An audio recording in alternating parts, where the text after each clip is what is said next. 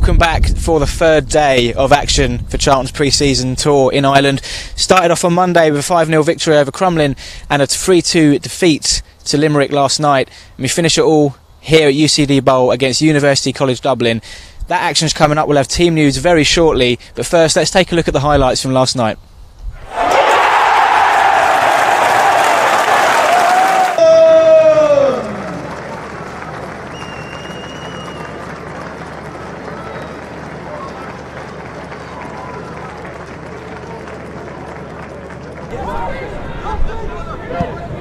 Stopping their opponent out. It's not a deep ball out to Carmen O'Grady. He just can't get the ball down and control it. Saw McGuinness was in plenty of space but couldn't pick the pass. Ball in. Josh McGuinness wins the header. That's Charlton's first real eye on goal, but it's well over the bar. Freddie Hall won't be worried about that one, but that's really the first opportunity for either side to really cause some problems. Yeah, nice piece of football down the right. In it comes a similar one to the other. Really was a good opportunity. Number 23, Joe Crow. Shitty. So far, plenty of space there for number 6. Lays it off. Can get the shot away. He does. There was a that way. No. Corner comes in. Josh McGuinness is there. Knocks it down. Joe Rebo falls to him. He strikes. Deflected right.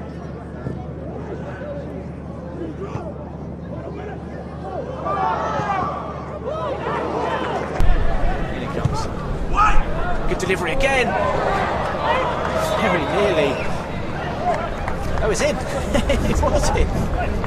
Looked as if Freddie Hall had managed to pull that over the line with Joe Rebo.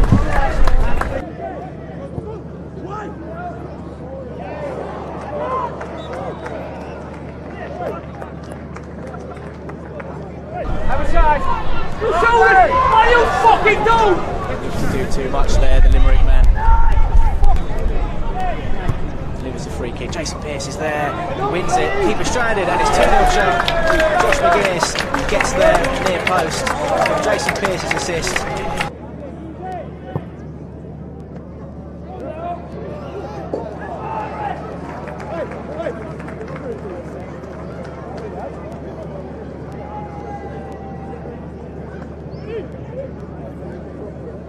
That's a nice pass from him. That's a good move from the home side. That's a good looking shot from John O'Flynn. Again, he's just slipped there, number 7. He's sorted to get the shot away. Will be patient. McGuinness will blast a low drive, takes a deflection. Dominated them for long periods of the first half, and I suppose those 4 substitutions. That's flaming. Absolutely flaming. Over and out here.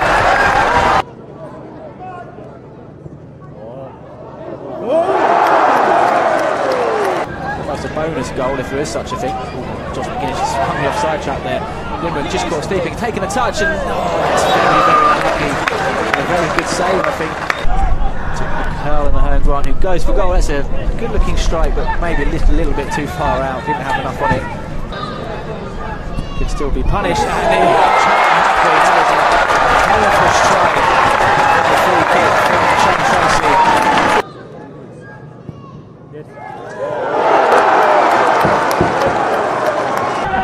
Evening, Billy Cuttle well onside, loads of space for Bales. How has that not gone in? It's gone in well here. Here's Carl Mahone Grant picking up the pass from Billy Clark, and Carl Mahone Grant tests Freddie Hall is near post. Good save from the Bermudian international. Exactly like the free guys. Doesn't do enough at all there to rush off at Benny. Good bit of vision to find Mahone Grant with the goalkeeper out of position. Cross comes in. To Shearer and Jackson. There's Ceballos with the shot. Of course, it's a good save. Really punished Charlton with the finish. It is 3-2 to Limerick.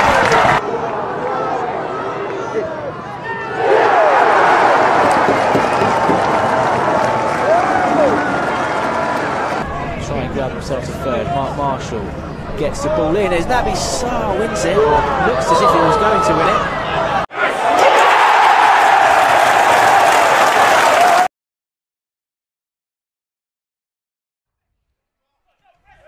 So there you go, a very tough test for Carl Robinson's men last night at Limerick, and it's a third game in 3 days against UCD this evening. A few changes to the team, as you might expect. We're going to go now to Carl Robinson, who's with George Jones, who's going to talk through this evening's team.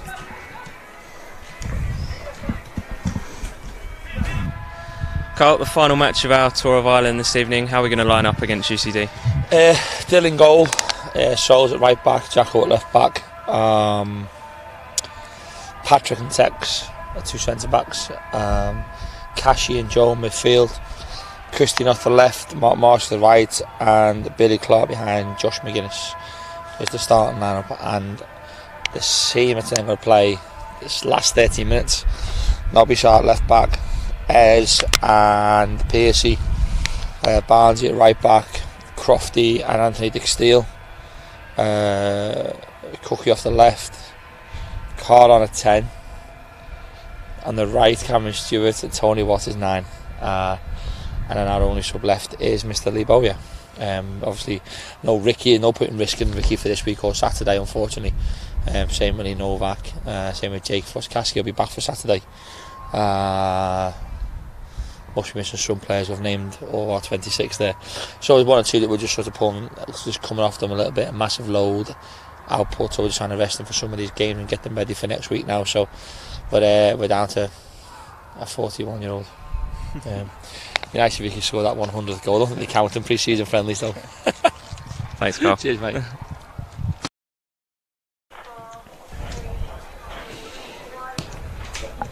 So there you go, Carl Robinson discussing this evening lineup.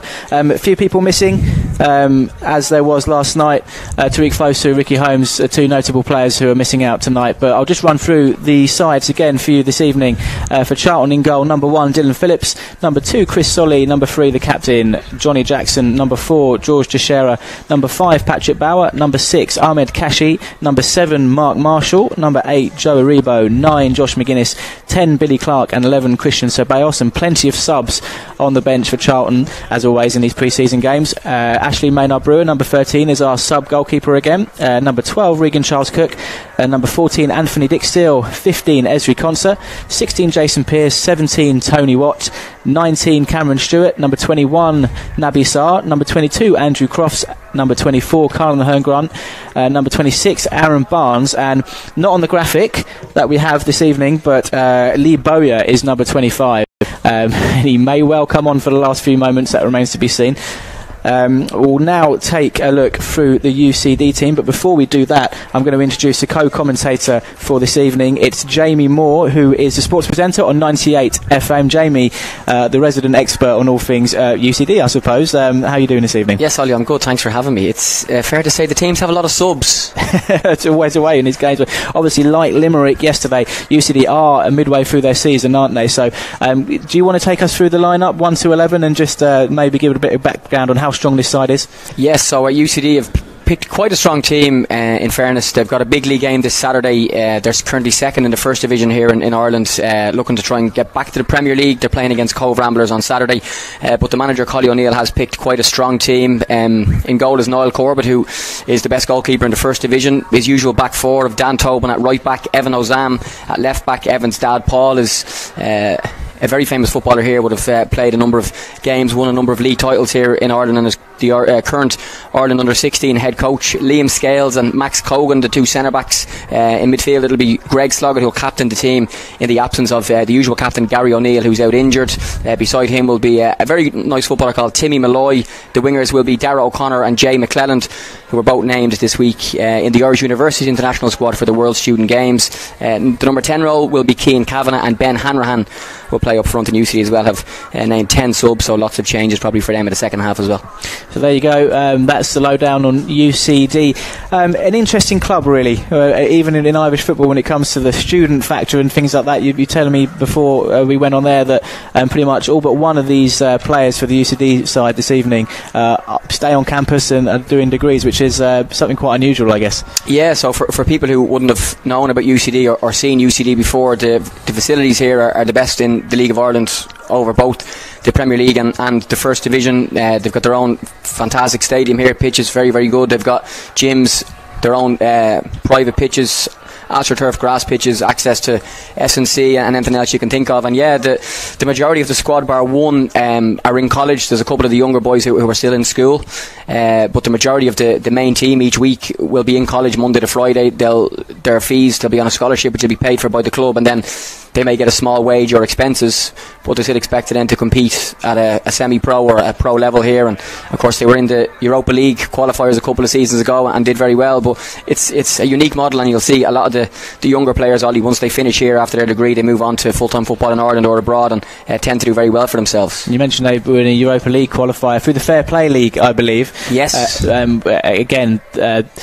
The fact that they are a student team, and the only student team I believe to have played in the top flight in all the European leagues, just emphasises really the story that's here. But I guess the one thing you mentioned before was the sort of maybe lack of support that they do have, which is a shame really. Yeah, the people of UCD won't be happy with you, Ollie, but it is true. Their average home gate would be in around 200 people.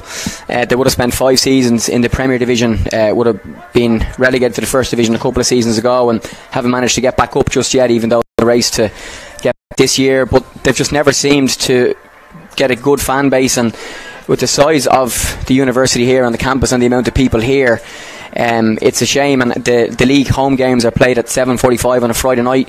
The majority of students head home for the weekend, and there's lots of other clubs in Dublin. There's 4 or 5 other clubs that would be in the Premier Division in Dublin, and they seem to get the support that UCD don't, which is a shame, because it's, you know, if you did come to watch UCD on a weekly basis, you would see some very, very good young players who, in years to come, we mentioned before off air that there's 3 of them playing for Dundalk tonight in the Champions League qualifiers, doing amazing things, and they would have played here for 4 years every week.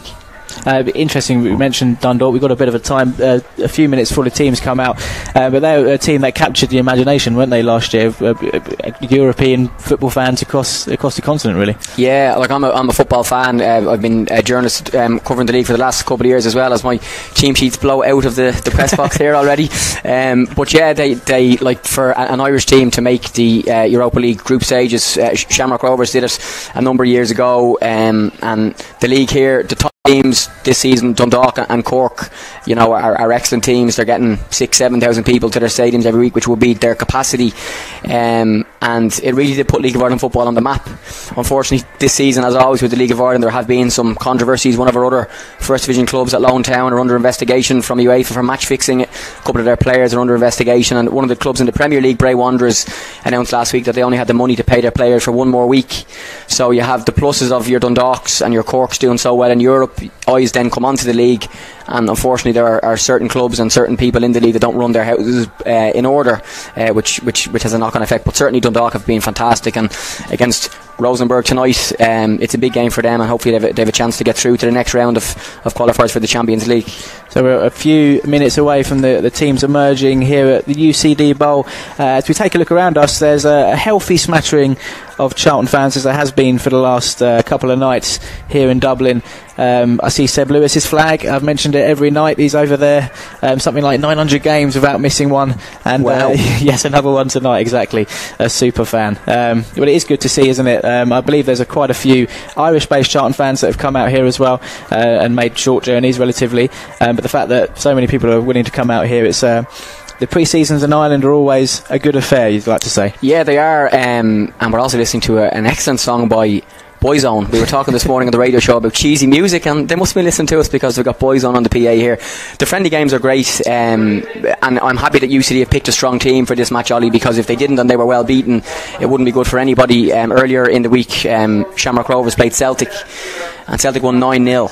Now Shamrock Rovers in the middle of a Europa League qualification campaign. They played a game last Thursday. They've got the next round of their qualifiers tomorrow night, so they picked an under-19 and youth team against Celtic in front of like 8,000 people at their home stadium. They installed an extra stand behind the goal to fit the people in, and they were beaten 9-0, which isn't good for anybody. Not good for Celtic, not good for Shamrock Rovers, and again not good for the image of the league. So thankfully UCD have picked a good team, and hopefully it'll be a competitive match, because I think if it's not, it won't be the best spectacle for those watching.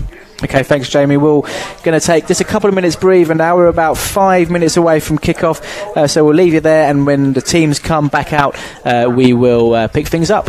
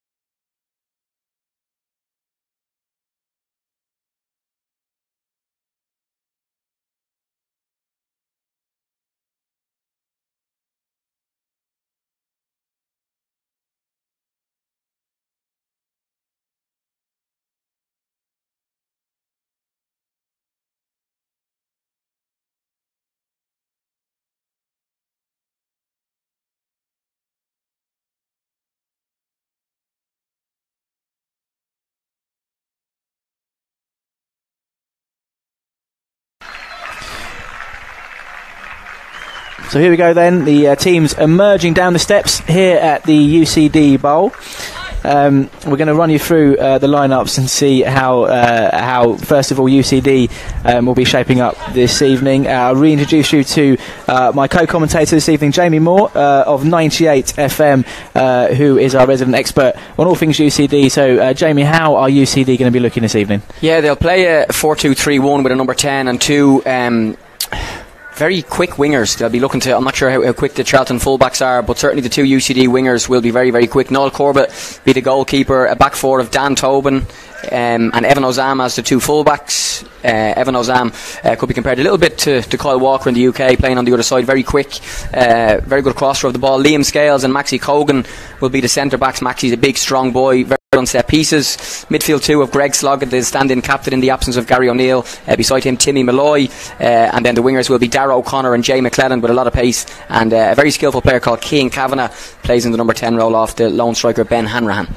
And as for Charlton, Carl Robinson of course making full use of his squad that he has out here in Ireland. Chris Solly and Ahmed Kashi just missing out yesterday for obvious reasons. Ahmed Kashi having been out of action for 22 months pretty much, played Monday and now will start this evening, sitting at the base of midfield. Josh McGuinness will operate up front, with Billy Clark playing that number 10 role in behind. Johnny Jackson, who has been utilised as a left back over in Ireland, will be doing it again this evening. Of course wearing the skipper's armband as he always does. Yeah, the crowd, like we were speaking just before, wondering what type of crowd would come. It's an okay crowd, I'd say. There's a couple of hundred over there. There are some empty seats, but for a UCD match on a midweek night, it's a decent enough crowd. Pitch is very good as well, and the two managers there are having a bit of banter. Carl Robinson and Collie O'Neill, little and large. If there's a touchline bust up, I think the man from Charlton could win that one. And here we go then, UCD gets the ball rolling. I don't think there's much danger in a touchline bust up, because that is quite a distance between the dugouts. You won't be able to see that from the camera angle, but it's one of the biggest I've ever seen. Yeah, speaking of which though, I do know of a coach in the league last year who was on the away dugout, was disappointed with the decision from the referee, kicked a water bottle and it ended up in the other dugout's technical area. He was sent off and given a ban, but it was, if he was playing, it would have been a great ball. Yes, it was the water bottle flew through the air, missed the fourth official by inches. And well, hopefully we won't be seeing any of that kind of behaviour tonight. Dylan Phillips taking his time, overplaying the ball out. This is what we've seen night after night over here in Ireland. Charlton do like to play the ball out the back, and that is their number one priority, with Carl Robinson in charge. Is Mark Marshall making his first start for Charlton, after coming on again last night. UCD certainly have shaped up like we thought. It'd be interesting to see as well if they press when they play in the league. They generally will look to press teams. They're one of the better teams and impose themselves on the match, but the fact they're playing an opposition who they know are better than them, they may drop off and allow Charlton to have the ball at the back. Zaribo showing good feet to lay the ball off to Kashi, who, as we know, will want to pull the strings at the base of Charlton's midfield. We have seen over the last couple of nights Charlton do like to try and come at their opponents early. No danger of playing a slow pace in pre-season, not yet anyway. Obviously this is their third game in 3 days, so there will be a bit of lead in the legs, as you would expect. Here's Kashi, just playing the ball off to Joe Aribo, and Chris Solly will patiently pay the ball backwards for George Teixeira. George Teixeira, previous two appearances over here in pre-season, has been deployed at right back, but now Chris Solly's back to fill that berth, with George Teixeira moving back into his more familiar position in the middle as Solly looks for Mark Marshall. Aribo will challenge in the middle of the park. He's done well there to win the ball for Billy Clark, who plays off Mark Marshall on the right hand side. He'll look to get a left-footed cross towards the back post. Josh McGuinness will just have to watch that as it flies over his head and out for a goal kick. Yeah, I think as you mentioned there, 3 games in 3 days for Charlton, but the players, if you were to ask them, I would say would prefer to be playing football matches than running and training. And like we thought with UCD there, they are allowing Charlton to have the ball at the back, and Charlton will look to break them down, and UCD themselves now with a goal kick looking to play themselves. So Ollie, it should be a proper match with both teams looking to play, which thankfully for us will be something nice to watch. So a few eyebrows were raised when the fixtures came out for Charlton's pre-season campaign. 3 days and 3 days, and games in 3 days, and then another 2 games on Saturday. The squad will be split for the games against Welling and Greenwich Borough.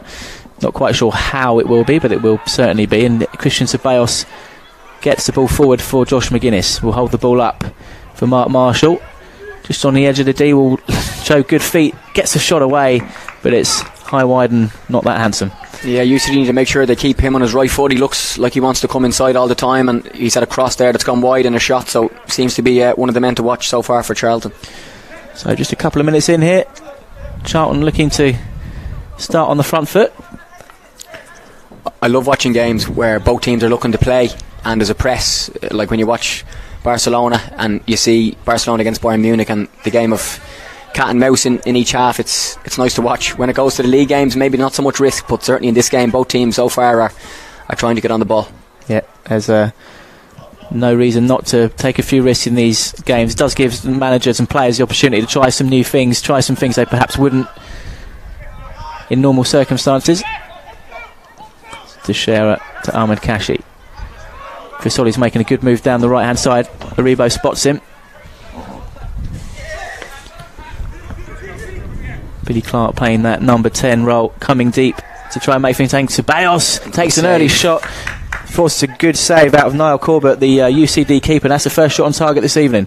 The danger not quite over yet, but UCD will get the ball away. Here goes Jay McLennan, like I said, very, very quick, and he's just dribbled the ball out for a throw-in. Yeah, it was a good opportunity for McLennan really to get the ball rolling for UCD and get a swift counter-attack underway, but perhaps just took his eye off the ball there. Allows Charlton to come again with Patrick Bauer crossing the halfway line for the Addicts. Tries a diagonal ball to Mark Marshall. Didn't look good at first, but it looks like Marshall's going to have the pace to get a right foot cross over, which is deflected. McGuinness is lurking in the box, and Chris Solly, I think, will get pulled up for a little push. Oh, a soft free kick there. Hometown referee decision, huh? Yeah, I think Chris Solly just putting his arms up to support himself, and maybe a slip more than anything from McClellan. But referee does award them a free kick. Allows. Oh, it's a loose pass. It's a bit sloppy there from UCD. It's not what I suppose you'd expect really mid-season. Yeah, it's the sort of thing that maybe is hammered out of them by this point. One of those passes that was between the full-back and the centre-back, and they left it to each other. The name wasn't on the pass, and Charlton are back in possession. That's a couple of times UCD have gifted possession back to Charlton already here. 6 minutes of the game. Just the one chance so far, well, half chance if you like. Christian Ceballos, the man on the ball now. Flag's up. Josh McGuinness, but the flag is up. Josh McGuinness wants to try another go anyway. Does that count as a shot on target off the post? Don't think it does. We won't be counting that.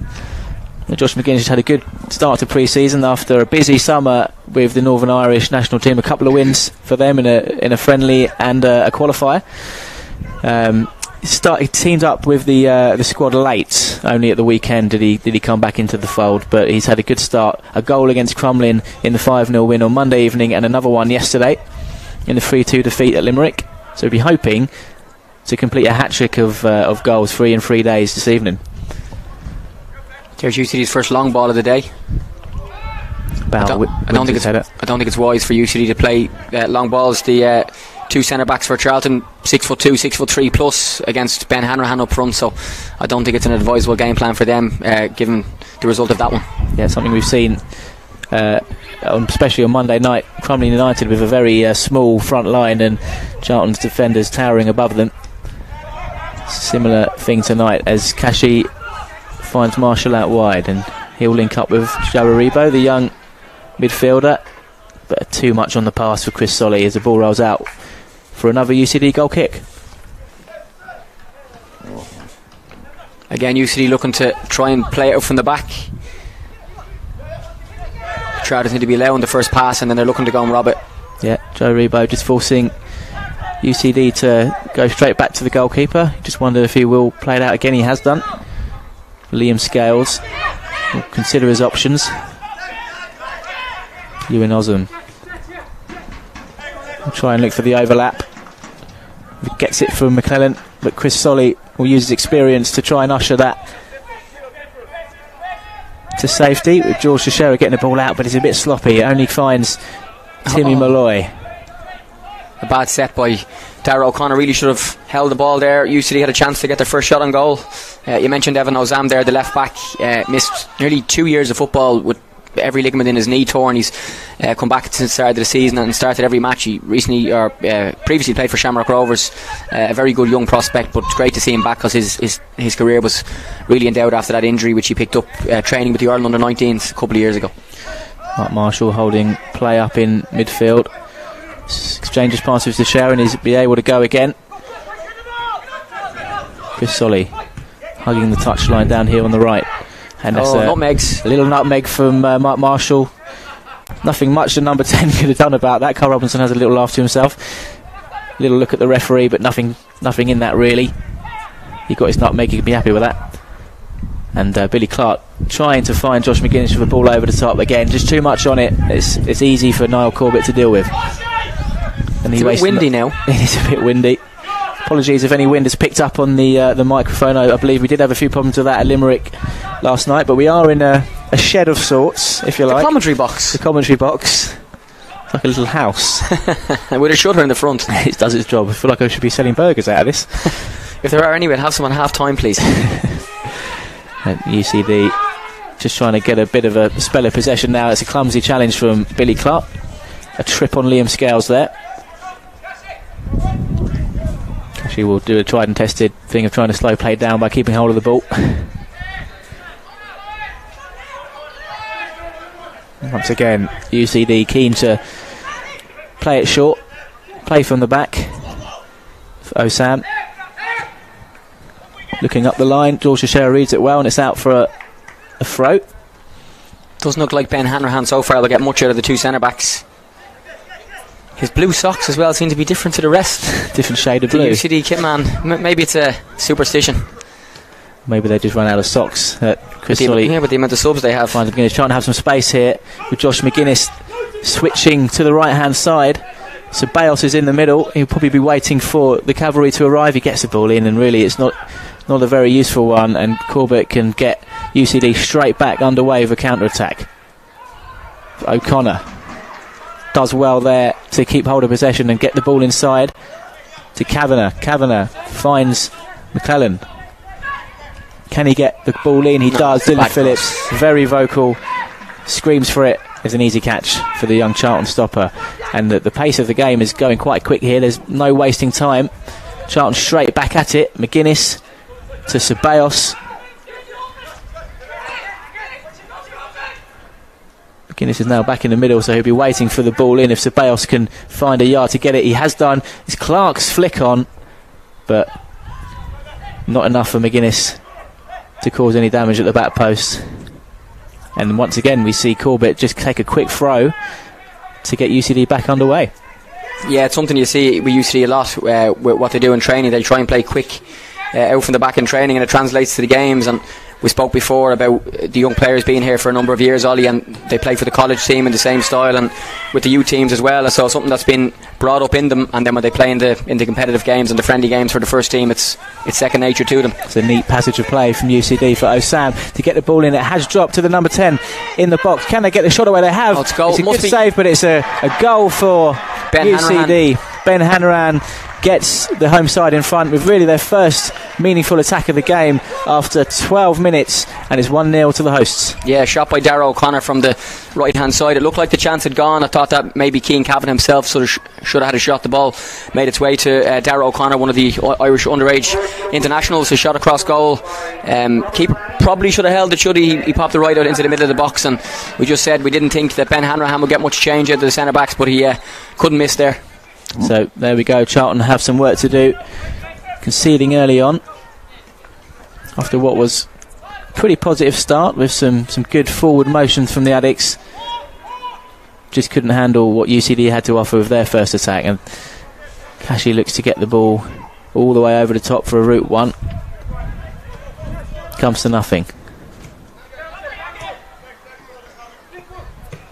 CD gets Osam away. He's getting a bit of joy down there on the left. Ceballos covering with Chris Solly upfield. Does enough just to hold him off and make sure the hosts have to go backwards, but they enjoying a good spell here. Their tails are up after going 1-0 ahead. It's a raking ball to the just inside the box for the number 7, O'Connor. Plays off Kavanagh. UCD have started well, keeping the ball in quite a good area here. When the ball just flashes across the edge of the box, Teixeira doesn't need to get much on that, and it will go out for a Charlton throw. Give them a chance just to gather their thoughts and just get their foot on the ball again, really, and go again. I think early in the game we saw the first couple of chances that they had through Mark Marshall on this side, and that's the area they need to try and get him the ball. He seems to have now changed wings. There he is, just gone after the ball now, and maybe I would have left him over here because his first couple of runs at Evan Ozam had a cross and a shot, and that were the only 2 real opportunities that Charlton have had so far, and now they're going to have to defend a free kick. Yeah, Jaribo just a trip there on the UCD player gives the home side an opportunity. It's the number 6 Gregory Slogot standing over it, perhaps. No, number 10's taking it off him. Keane Kavanagh, yeah. Greg, you would have thought would have pulled rank on that one as the captain. Would take a lot of the free kicks and scored a crucial penalty here. UCD beat Waterford 3-2 in a top of the table clash 2 weeks ago, and Greg was the captain and the set piece taker in the absence of the captain Gary O'Neill. But looks like Keane's going to take this right footed. Very good striker of the ball, and it's a good angle for a right footer with Jay McClellan, the lefty, also over the ball. So a good chance here for UCD to go 2-0 up. Keane Kavanagh standing over the free kick straight into the wall. Dylan Phillips will be happy about that. There was a free kick from a similar position which flew straight in yesterday, but doesn't suffer the same fate today. UCD asking a lot of questions of Charlton since going a goal ahead a couple of minutes ago. So he's fallen over his own feet there, McClellan. He stopped play. Not sure why. He's not given a free kick. Maybe there's some concern over McCulloch is there. McClellan, sorry. Yeah, it's Jay McClellan, the man who, like we said, is in the Irish University squad. Generally plays on the left of midfield. Very, very quick and pacey. Just seemed to fall awkwardly there. It doesn't look to be a serious injury. And the referee, Paul Chute, the best referee in the league here, he actually speaks to the players, knows them all on a first name basis, and if he makes a mistake, he'll admit it. Lots of referees, I'm sure in the UK as well, are, very unapproachable, but in fairness to Paul, he'll just get the game going, drop the ball to the keeper, and off they'll go and play. There's no crap with him at all. Yeah, I think he's just utilising the sort of pre-season rules, if you like. A little bit of concern for the UCD player there. Just thought it's best to blow up, and Charlton will benefit by getting possession back. Yeah, like we said, a big game for UCD on Saturday, so I'm sure if there's any doubt over the majority of these players, they'll be taken off, but he's back on and seems to be okay. So here go Charlton again. Ahmed Kashi from the back. Aribo. That's a Bauer. Charlton looking to push men forward now. Ball over the top, looking for Mark Marshall. Defender backpedaling, but does well to get his header away. This is Ceballos, who's seen plenty of the ball in the early exchanges here. Charlton have to go backwards, perhaps, to come forwards again. Here's Solly. Back to Teixeira. Combining. Oh, it's a poor pass. Just a little bit too rushed there from Solly, but he's done well to recover now to get Charlton into good position. He's got Mark Marshall in support. He'll use him. But some good hassling from UCD there to force Marshall into the error to give the ball away. And they've got 3 men streaming forward now, UCD. Here's Hanrahan. One of the big things from UCD's point of view is they're a young squad. They're very, very fit, so when they attack, they generally attack in numbers, and they can generally get back too. They find a lot in the first division here. A lot of the teams will be mixed with some young players, but also some older senior pros maybe coming towards the end or playing as semi-pros. So UCD's fitness generally helps them in games, and with Charlton only in pre-season as well, that could be a factor, particularly given that it's their 3rd game in 3 days as well. The players surely will be tired already. O'Connor showing good feet there. Spin away from Ahmed Kashi. But Charlton now have the opportunity to break. Aribo dispossessed though. UCD closing down well, and Greg Sloggett with the shot. Sloggett with the shot. Couldn't get enough on it. Stars in his eyes there, maybe, perhaps. He's a right footer. That was a left foot, so that can be his excuse. Here's Solly to George Teixeira. Charlton will be looking just to keep hold of possession. Johnny Jackson does his laces up in his own half. He's back in position now, and Charlton can get going. Looking again for that little ball over the it's top. a poor touch. It's a poor touch, a heavy touch. Billy Clark can't capitalise. He's looked to close down the goalkeeper, who I think wanted to pass it straight back to Tobin, but it results in the ball going out for a Charlton throw-in, which Johnny Jackson will take. Tobin did well there to recover, and maybe should have just cleared his lines, a short back pass, and Noel Corbett did well to avoid giving the ball back to Charlton in his own box. Kashi to Bauer. Jules Teixeira.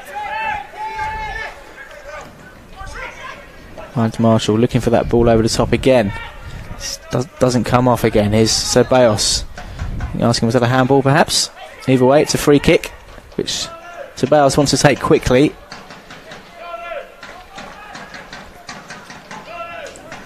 You can probably hear the UCD fans in the background, a small band of fans, but they're at every match home and away with their drum, and there's only a few of them, but they do make some noise. Yeah, they'll be happy with the way their team has started. You mentioned about the Charlton fan. How many matches in a row? 900 or something? 900 and something by now, yeah. I'm not sure, I don't have the stats for the UCD fans, but there are a couple over there who would have been to a lot of games, but 900 is some stat. It's quite something, isn't it? Does he work? Does he have a job? I think he does. Wow, fair play to his employers. Maybe he's owns his own business. There's a header in, just over the top though. First time really UCD have something to think about as far as a set piece goes. But their 1-0 lead remains intact.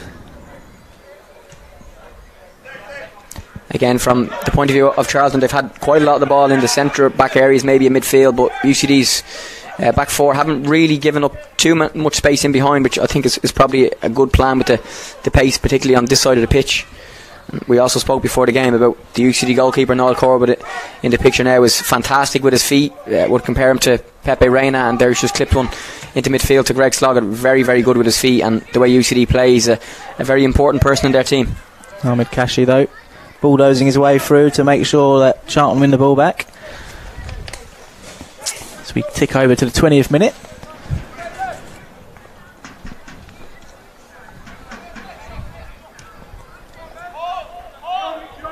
Bauer for Charlton. In these areas, UCD just seem happy to shift across the pitch and allow Charlton to have the ball. Neat ball out to Chris Solly again. Just can't get the better of Osam. Well played UCD again. They've been caught. Billy Clark nearly taking a trip there, but keeps hold of the ball. Charlton just need to sit on the ball for a little bit, just to have a spell of possession, trying to make things happen. Have been trying that same technique of trying to clip balls over the top. Hasn't quite worked for them so far. Mark Marshall looks to turn. It's a heavy touch. Loses the ball.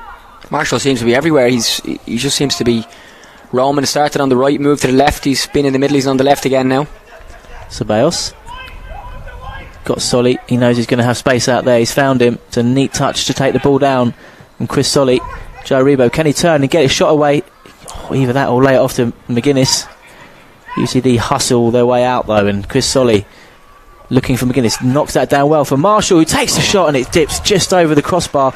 But really the first sort of good passing move from Charlton to carve out an opportunity. Yeah, he seems to be the man to watch for sure for UCD as he jogs back across to this right hand side. Maybe the ball just didn't drop for him, dropped about a yard over the crossbar, but certainly from Charlton's point of view, he seems to be the man who's going to be the threat for them in terms of goals. Yep, good to see he's not afraid to take a shot from distance. We know he's got it in his locker from his time at Bradford City. Doesn't score tap-ins, does Mark Marshall. Now, a minute ago I praised the referee Paul Tude, and this is ridiculous. We spoke, UCD are trying to play it from the back. They're clearly not time wasting in a friendly match. They're trying to work out away from the back. They're being pressed, and that really annoys me about referees. No need for that. Like, what are we, 25 minutes into a friendly game, 1-0? He's clearly not time wasting referee. Yeah, seems an odd thing to do. Always, even in a league game, that's an annoying thing because it only wastes more time, doesn't Maybe it? Maybe in the 85th minute, but not in the 25th minute. They're not time wasting. He knows UCD as well. So a little bit of lack of common sense there from the referee, who is normally very good in fairness. As Kashi will look to try and get that ball back. Ceballos is the man who picks up possession for Charlton. Kashi will look for the pass over the top to Mark Marshall. Solly again playing it back to Shearer, who's on hand for the Addicts. Great pass. Yeah, he spotted the run of Johnny Jackson. Can he keep the ball in? He can. No, flag's up, it's just out. Flag goes up, and Johnny Jackson can't get there in time. That seems to be the route, though, for Charlton. UCD are packing the central areas, so to try and get the ball wide, either over the top or with passes like that pass is a yard shorter. It's a very good chance. So Jacko, maybe a few years ago, may have just got there in time. He'd be the first to admit that maybe the pace is the first thing to go. For those who have subscribed to Valley Pass, highly recommend watching the full-length Valley Stories interview with Johnny Jackson, who I was lucky enough to sit down with and discuss all things Charlton for nearly an hour and a half. It's essential viewing for any Charlton fans, I must say, as UCD look to play from the back again. Mark Marshall trying to put them under pressure. Does force the ball. Strong defending again. Over the top, yes. UCD have made an impressive start here. They've given Charlton plenty to think about. I think they wanted a foul throw there, the UCD centre-backs. I think that's something that's almost disappearing out of the game, isn't it? Josh McGuinness has a chance. Keeper's come a long way, and Josh McGuinness just can't lob him. He gets the right kind of touch, but the direction is just off, and it doesn't sneak inside the post. And from this angle, it certainly looked like the net would be bulging. Yeah, we didn't have the best view on our side of the pitch, but a very good chance again. He beat the offside trap, and the goalkeeper in no man's land. Decent effort, but maybe he'll feel he should have hit the target. No, Corbett will probably be relieved, because I suppose you have to make that decision early, doesn't you? He made the decision to come, and as you said, he was stranded, but it proved to be the right decision for the UCD goalkeeper. Again, with the way that Charlton are pressing, they seem to be leaving Evan Ozam a little bit free here in this area. With the right back is the one who's going to come to chase him, Chris Solly, and there is space off the back here for McClelland on the ball now to go, and then to find space in behind. It's an area usually they may look to find. Mark Marshall saw a free kick. Got a foot in there. The judge to have fouled McCulland. Carl Robinson showing a little bit of frustration there on the touchline.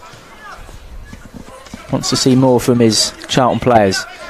Marshall, look at that. Trying to chase everything down. Leg tackle there, was there, ref? Yeah, Billy Clark just leaving a bit of a leg in, if you like. Liam Scales wants a free off the linesman who didn't put his flag up. Yeah, Liam Scales asking the question there.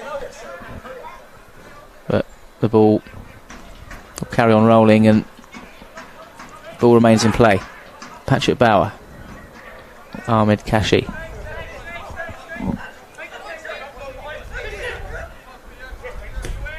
Sheriff for Clark.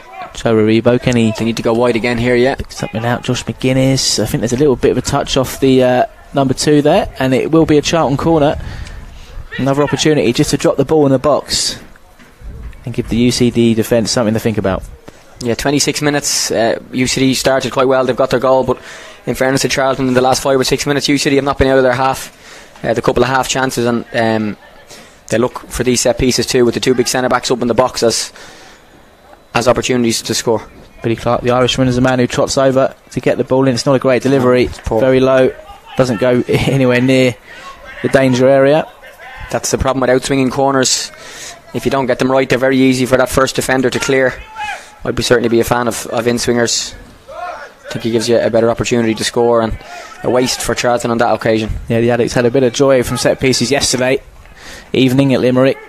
Both goals coming as a result of corners, but not tonight. Can't quite make UCD suffer just yet. Here's Joe Aribo. Squares to Ahmed Kashi. Charlton again just trying to remain patient, but not patient enough there. Pass to Billy Clark is followed. Some news from Dundalk. Dundalk 1-0 up against Rosenborg in the Champions League. Dave McMillan, a former UCD player, Ollie, we mentioned before about the number of young boys who've spent their career here and then moved on, and Dave is scoring goals, second top scorer in the Premier Division here, and has scored in the Champions League qualifier, a big goal for Dundalk in the 18th minute. They lead Rosenborg by a 1-0, and Dave McMillan's brother Evan is actually the first team coach for UCD. Don't see him here tonight though, so it's probably must be at the game. Up cheering on his brother in the Champions League, but maybe you wouldn't blame him. So there you go, another. Oh, that's a lovely little spin there from Joe Aribo to get the ball through to Josh McGuinness, who will keep it on. He's got Billy Clark and Johnny Jackson in the middle. Jackson arrives at the back post, and that's exactly what he's good at. Header straight at the goalkeeper though, but he scored plenty of goals like that over his Charlton career.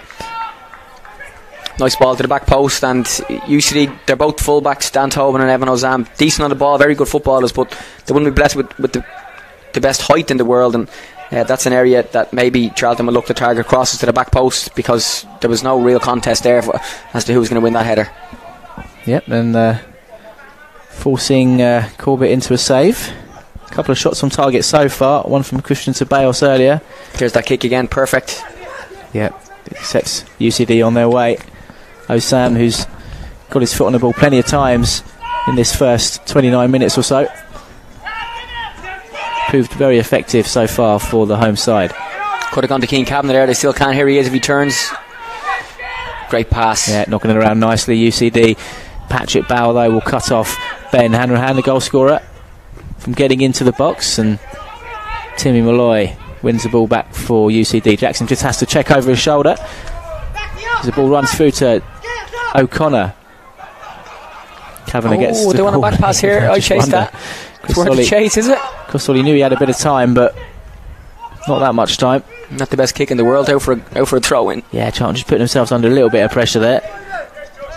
Manager's not too happy with that from his goalkeeper. Yep. Oh, and the goalkeeper having a word back with his gaffer. Yeah, Carl Robinson is saying just getting a little bit frustrated as we reach the half-hour mark. Wants to see more from his Charlton players. He's going to probably utilise a similar sort of substitution technique, if you want to call it that, on the hour mark tonight, with wholesale changes to come. As Sam gets into the box, he's had plenty of time and space to get in there. And Charlton now have an opportunity to break, but UCD have got men back. And Britt will make sure it gets in the way to limit Charlton just to start knocking the ball around in their own final third. Billy Clark just can't get the ball under control. Runs to Josh McGuinness, who loses out. Yeah, the big number 9 hasn't had much of an impact on the game so far. They haven't managed to find him the ball, and he's looks quite frustrated at the moment. UCD again have had a period with the ball after we mentioned a couple of chances for Charlton. UCD back in comfortable possession now. UCD will come again. Sam once again being able to make some stuff happen down the left for University College Dublin. Oh, possibly looked like should have been a Charlton throw. Yeah, Chris Wally not happy with the decision for the referee to give it the way of the home side. Sam's the man who will take the throw in, waiting for support to come over.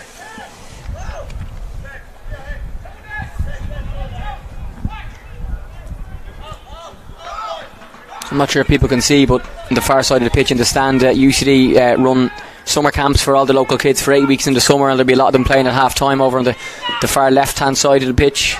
And a lot of the UCD first team players, when they're not in college in the summertime, actually coach or work on the summer camp as coaches.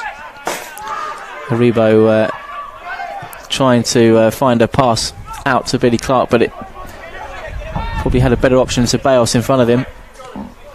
Charlton's substitutes have made their way behind the goal there. Whether or not you can see that, not sure.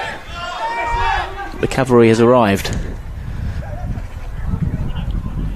Again, hopefully both teams make their subs at one time, a half time or an hour. We don't want a sub every 2 minutes in the second half. Another bad pass there.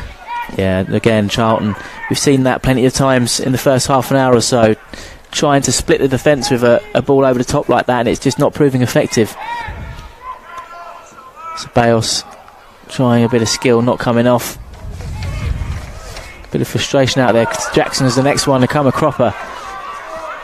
As UCD advance down the right hand side, the ball comes in. Oh, Keane Cavanagh's headed. It's like a clearance. Yeah, George Teixeira just didn't turn his head enough.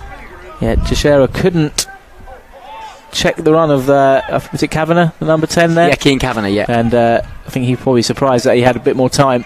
And as you said, it was a bit more like a clearance. His header ended up going out of the box rather than towards the goal, thankfully for Charlton. And there's that pass again over the top. Not working at all for the Addicts. No, the subs all shaking hands with their gaffer, walking past, going up for their warm-up.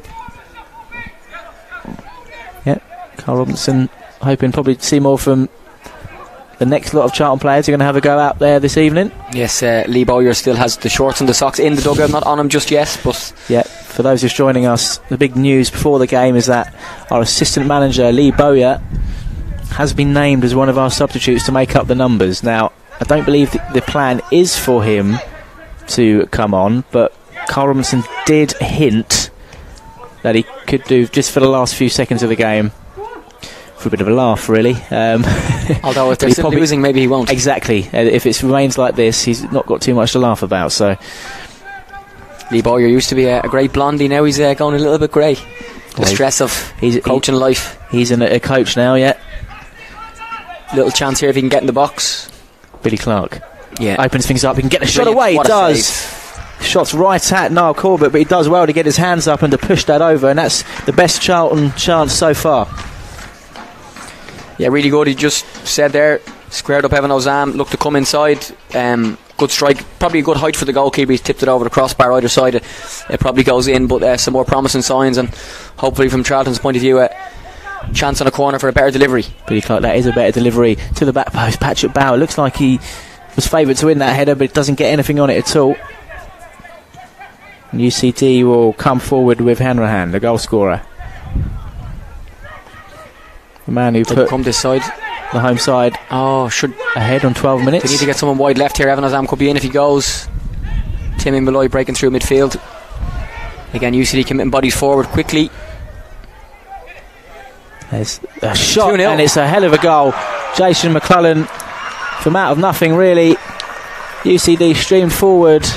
He found space in front of him. He was invited really to get that shot away, and it was a good crisp strike that nestled in the right hand side of the goal. It's 2-0 UCD. Yeah, and it came from up the other end of the pitch. Charlton had a corner whipped into the back post, nobody around the back post to keep the ball alive. UCD, as we spoke earlier, counter-attacked quite quickly. We said to come left, they came left, and a very good strike by Jay McClellan. He scored twice here recently in a big match against Waterford. Has been named in the Irish University squad, and a really good strike from him, but from the point of view of Charlton, that have looked to press that shot a lot quicker. He's 25 yards out from goal. He needs to be pressed quicker than that, and we won't be seeing Lee Bowyer at this stage if the scores stay the same, unless he fancies coming on to change the game. Precisely that, and Dylan Phillips will be very disappointed. He's been beaten 3 times in the last 24 hours by 3 very, very good strikes that he could do little about. Probably perhaps didn't get the protection he would have wanted as far as that goal went. Chidozie Ogbene apparently very good for Limerick last night, very, very quick. Yeah, Ogbene was the man for Limerick, the man we were warned about before from 1 or 2 Limerick fans. He came off the bench and changed the game really for Limerick, getting the goal with about 11 minutes to go, I believe.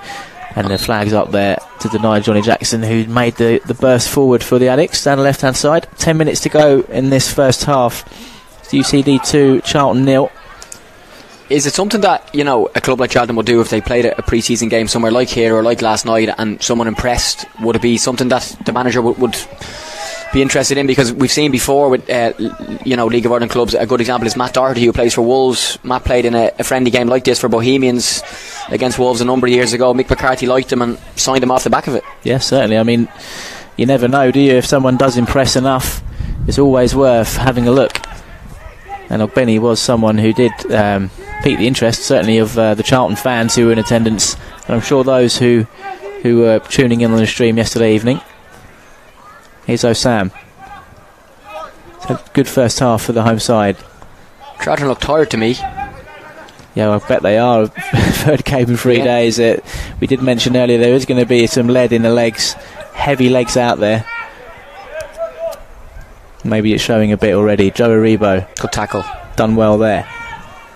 The youngster, signed from Staines a couple of summers ago. It's been a good performance from UCD.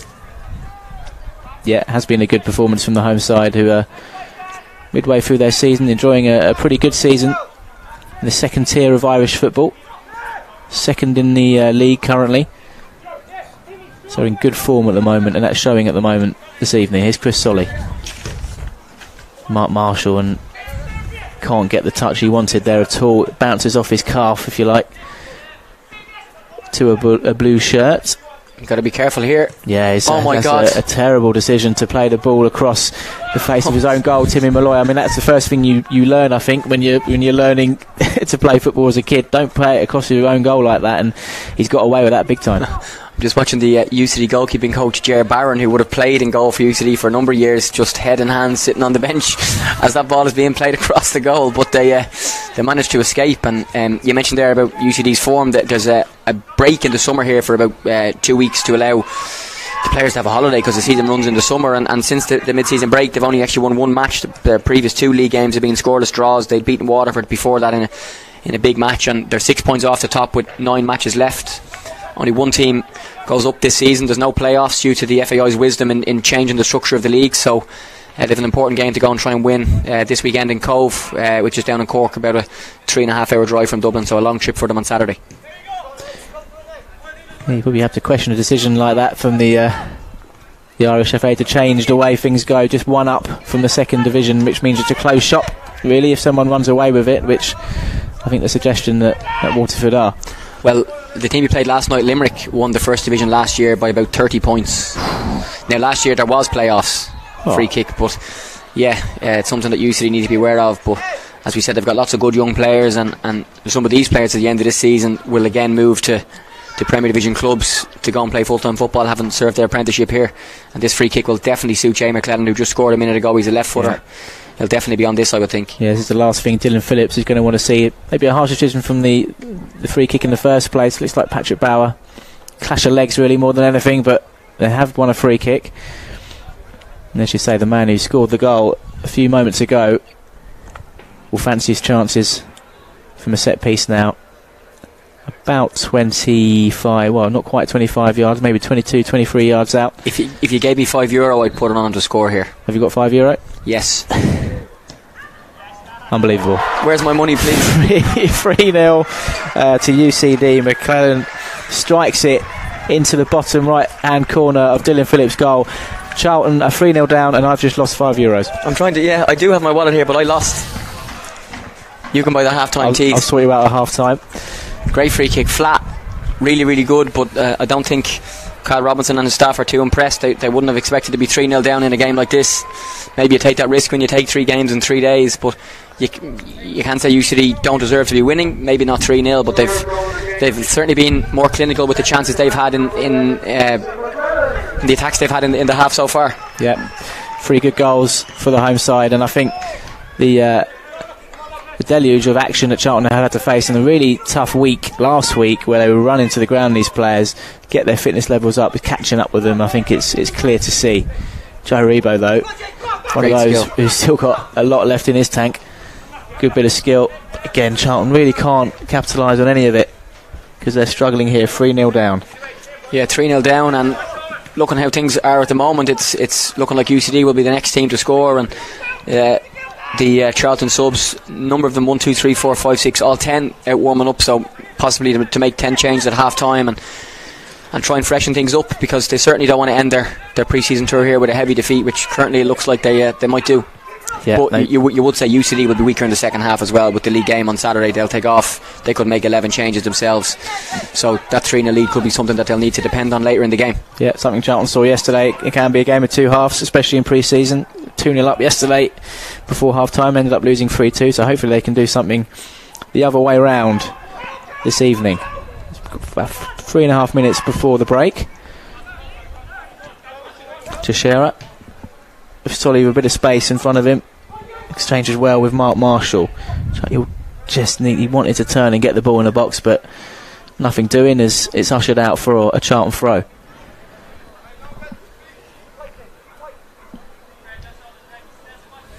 Every player in the UCD half here. Charlton need to try and get a goal. Chris Solly, I think that's probably going to end up in a Charlton, a UCD goal kick. Trying his best to close things down, but bounces back off him. And Niall Corbett has had a good first half in goal for the home side. Will be able to roll the ball out to either one of his fullbacks, you'd imagine, although Evan has arms tying his lace. Charlton is looking to close those alleyways with Mark Marshall and Josh McGuinness keeping a close eye on those fullbacks, forcing the keeper to get the ball over the halfway line, just about anyway. Tobin wins the flick on. Ceballos. About Bauer. Teixeira. Chris Solly. Again, they've got the ball to this area okay, to the right back, to the centre backs. They've not been able to create too much apart from that one ball over the top and that effort and the recent shot that Noel Corbett has saved. Jackson just giving the ball away with a sloppy pass there on the left. Greg Sloggett as well again, UCD's midfield enforcer, a little bit similar to Michael Carrick, a very good young player, came here as a 16-year-old, is just about to finish his degree and would have played maybe 80 first team games by the age of 2021, which is one of the big pluses that UCD can offer here in Ireland, is that they can give young players first team games very early in their careers. So the game just winding down in this first half, a minute or so to go. Can't imagine we'll see any injury time, don't often do in pre-season. So UCD will be happy just to knock the ball around.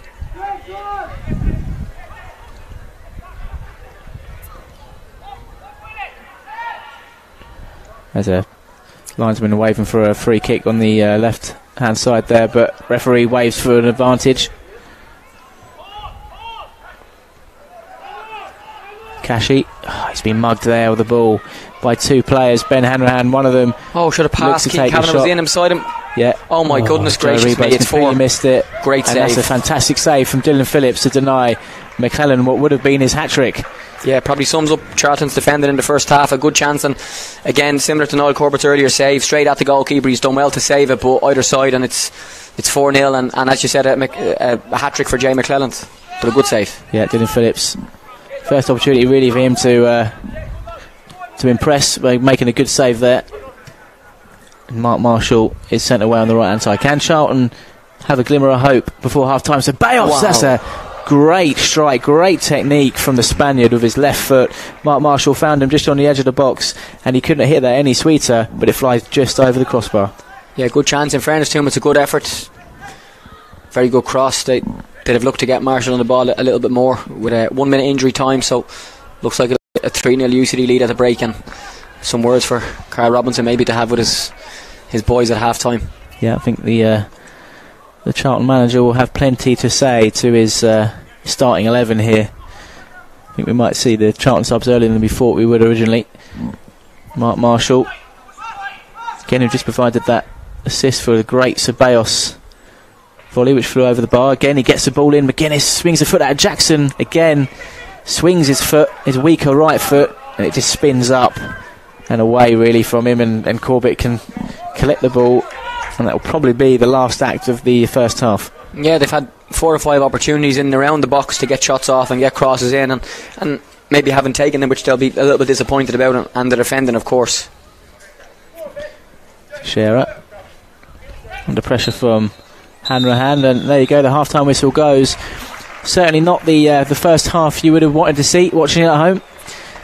I think certainly some fatigue showing from Charlton starting 11, this being the third game in 3 days.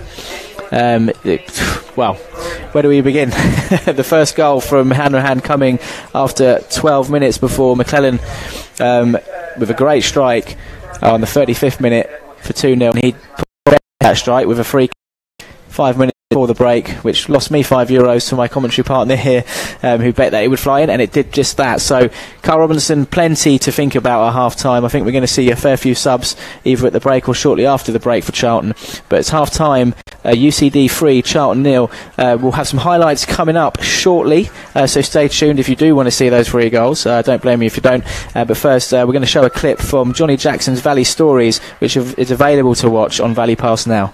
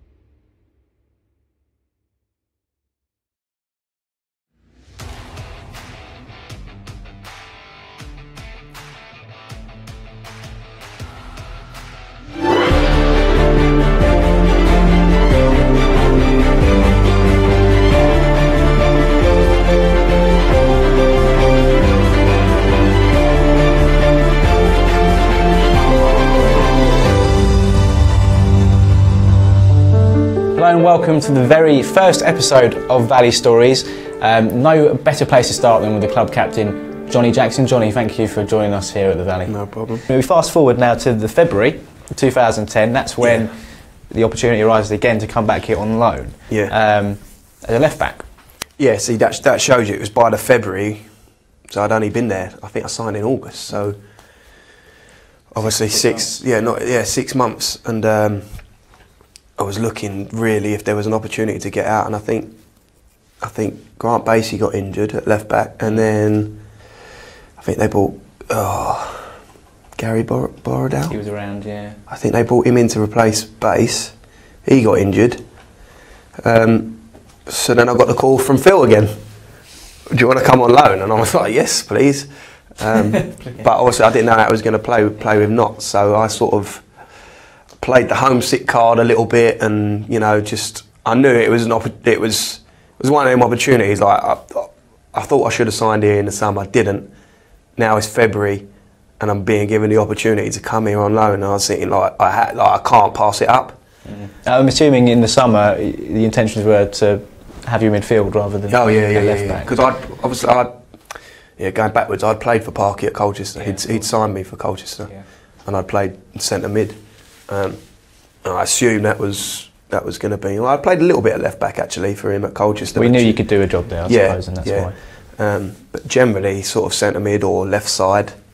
And then obviously the two left backs got injured, and he called me and said, "Will you come on loan and play left back for me?" So I was like, "Yeah," but obviously I had to straighten it out with Notts.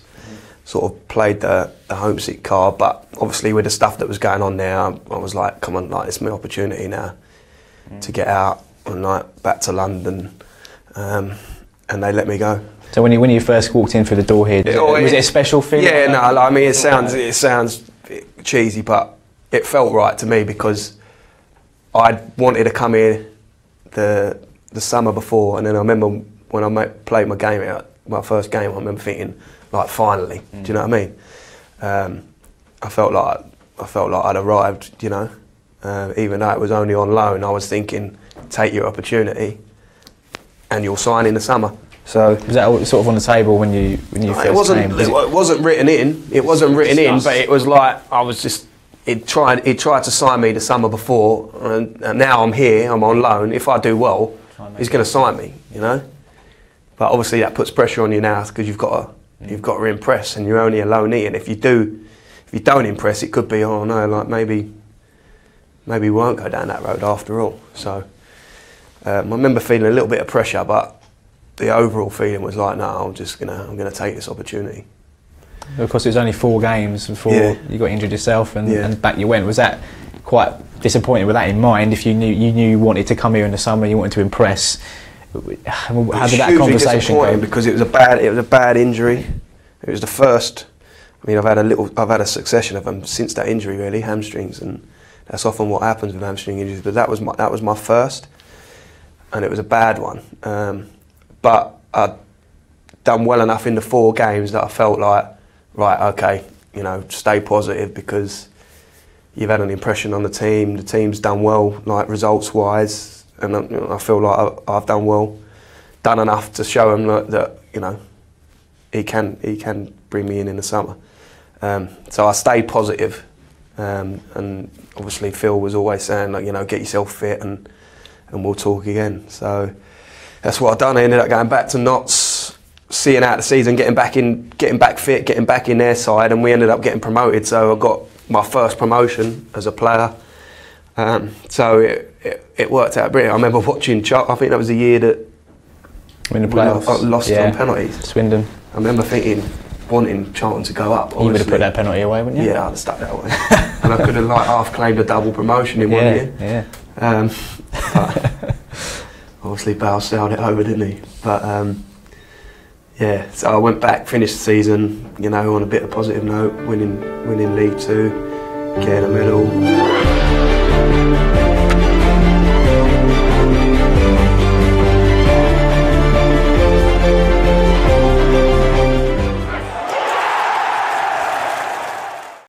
We're going to run you through the lineups and see how first of all UCD will be shaping up this evening. I'll reintroduce you to my co-commentator this evening, Jamie Moore of 98FM.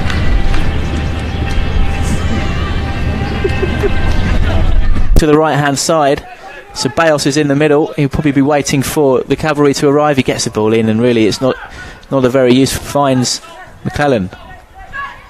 Can he get the ball in? He does. Dylan Phillips, very vocal. It's second nature to them. It's a neat passage of play from UCD for Osam to get the ball in. It has dropped to the number 10 in the box. Can they get the shot away? They have. It's a good save, but it's a goal for Ben UCD. Keane Kavanagh standing over the free kick straight into the wall. Dylan Phillips will be happy about it. He does. I think he does. Well, fair play to his employers. Maybe he's owns his own business. There's a header in. Just over the top, though. UCD hustle their way out, though, and Chris Solly looking for McGuinness. Knocks that down well for Marshall, who takes the shot, and it dips just over the crossbar.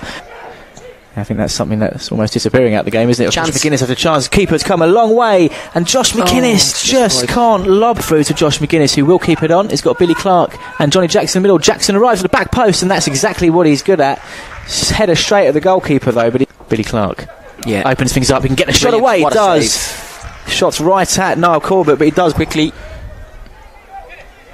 There's a shot, 2-0. And it's a hell of a goal. Jason McClellan from out of nothing, really. Have you got €5? Yes. Unbelievable. Where's my money, please? 3-0 to you. Yes. Unbelievable. Where's my money, please? 3-0. Yeah. Oh my goodness gracious me! It's 4. Missed it. Great save. That's a fantastic save from Dylan Phillips to turn it away on the right hand side. Can Charlton have a glimmer of hope before half time? So Bayos, that's a great strike, great technique from the Spaniard. Your time starts now. Full name? Lee Bowyer. Nickname? Bo. Place of birth? London. Name one of your hobbies? Tennis. What's your favourite colour? Blue.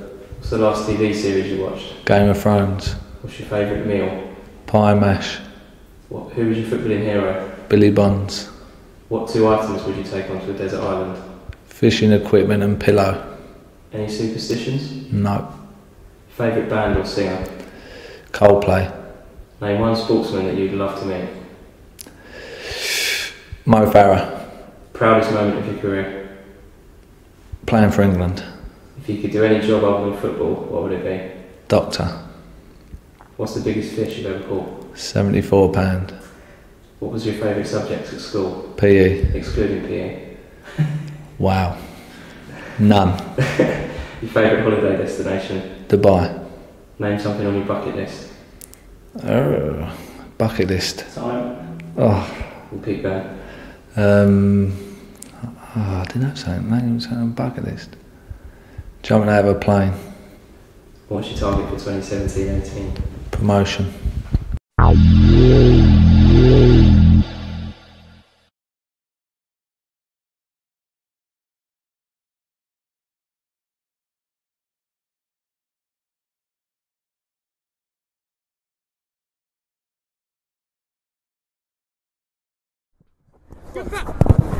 Yeah, let's go, Steve. Go on it. Come on, there we are. Yes, Rick, yeah. Yes, Nab. Yeah, best day, you know. And again, two. Yes, two. And again. Yeah, drop it. Nab. Yes, Vardy. Yes, go. Relax. Again, that one. Yes, close. Yeah. Time! Do your own thing.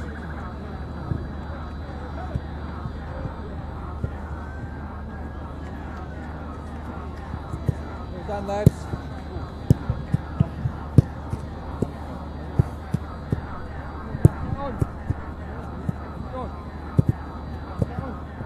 Yeah, 1 minute, mate, 1 minute. Take your time here. You've still got 15 minutes after. Oh yeah, you do, yeah. You do.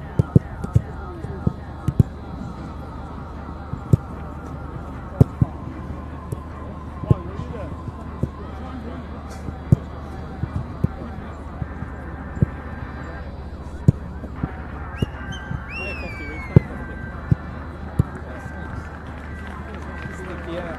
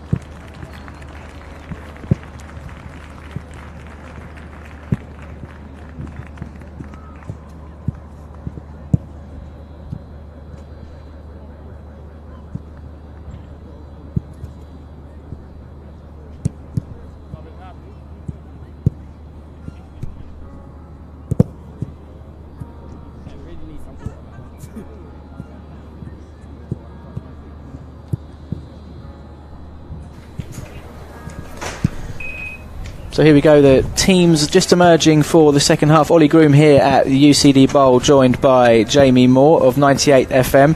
An eventful first half, not in the way you'd want it to be from a Charlton's point of view. They find themselves 3-0 down. We're not going to see any changes from Charlton just yet. The numerous subs have been warming up, and it looks likely that they're going to make some wholesale changes at the 60-minute mark. Yeah, it looks like UCD could be about to make 2 subs. Josh Collins, who's a regular centre-back, and Georgie Kelly, who'll be their main striker, are both stripped off and in their kits have been warming up quite extensively at half-time. So they look like they're going to be the 2 who are going to come on. Ben Hanrahan, who scored the first goal, doesn't seem to be out for the second half, and it looks like Big Maxi, the big centre-back, is also gone off. UCD a lot this season have played 3 at the back with Maxi, Josh and Liam Scales in the back 3, but it looks as if Collie O'Neill's going to rest a couple of his key men ahead of a big league match on Saturday and make it looks like 3 changes. Yeah, it looks like a third sub. Sean Byrne is the third man to come on wearing his hairband. Yeah, so UCD the ones to make some wholesale changes ahead of a big game at the weekend. And I think from Charlton's point of view, Jay McClellan looks to have gone off, Ollie. The man who scored the 2 goals. He won't be getting his hat-trick. I won't be earning any more money off you on free kicks, but my bank account is delighted about that. He looks to have been gone off as well. So yeah, 3 subs for UCD at the start of the second half. Yep, so Jamie Collins, Josh Collins, I think. Josh Collins, apologies. The number 19, Sean Byrne, and number 22, Georgie Kelly, coming on for the home side, who find themselves 3-0 ahead at the break. 45 minutes for Charlton to pick themselves up and finish this Irish tour with a bit more, something positive. A goal at least would be nice.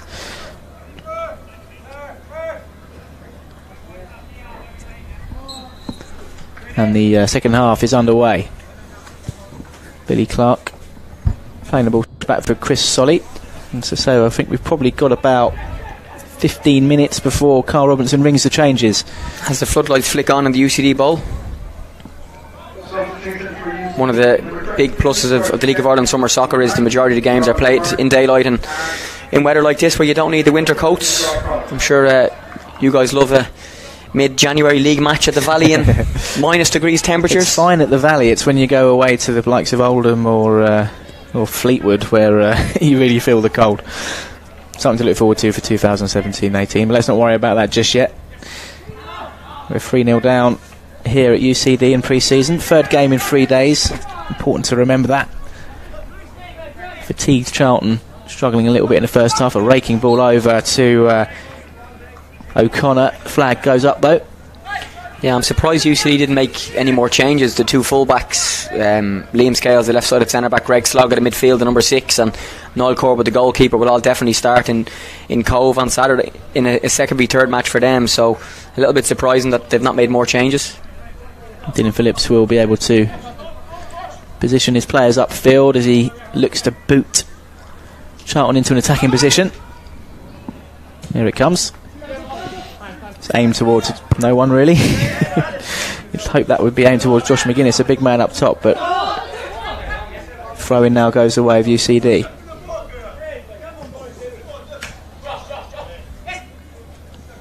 Chance to get into Greg Sloggett there in midfield, great position, really good throw-in from Dan Tobin, but they've lost the ball. There's Cashy sliding in, nice to see him doing that. Winning the ball back for Charlton. Aribo finds McGuinness, lots of room in front of him. Oh, a late flag, very late. Very late. First thing I did was go and look and the flag was down. Me too. It was a late flag to deny Josh McGuinness. I did wonder why Charlton's supporting crew on the right hand side there were jogging rather than sprinting to catch up with Josh McGuinness. But there you go, denied the opportunity to get something underway for the Addicts. Slug it for UCD. Coming through the middle for the substitute, Kelly. Mark Marshall will chase that ball down for all it's worth, hassling well, forcing number 2 Daniel Tobin backwards.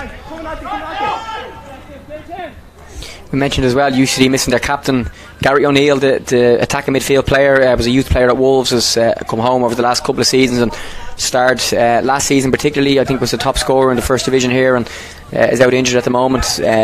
but a very good player for them, is one of their set piece experts with his right foot, and they'll be hoping to have him back soon for a big, important 8 or 9 games in their league season.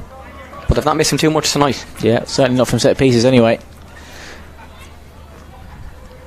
A wonder strike from Kellen in the first half, the man who has been subbed off, much to my delight anyway. As the ball comes back for Dylan Phillips as Charlton make their way out the back. Under a bit of pressure here. Dylan Phillips probably just be best just to get rid of the ball and not know what he's doing there. And number 10, Keane Cavanagh's just off the line. It's a bad effort, but what is the goalkeeper doing? That's a lead off there. Dylan Phillips going wandering. His first touch terrible, puts it onto his bad foot, and then he stands around, waits for the ball to be taken off him, and looking at the Charlton bench, not much emotion there. Yeah, I think Carl Robinson has emptied his anger tank, if you like, at half time. Probably gave all the players a chance to right the wrongs of the first half.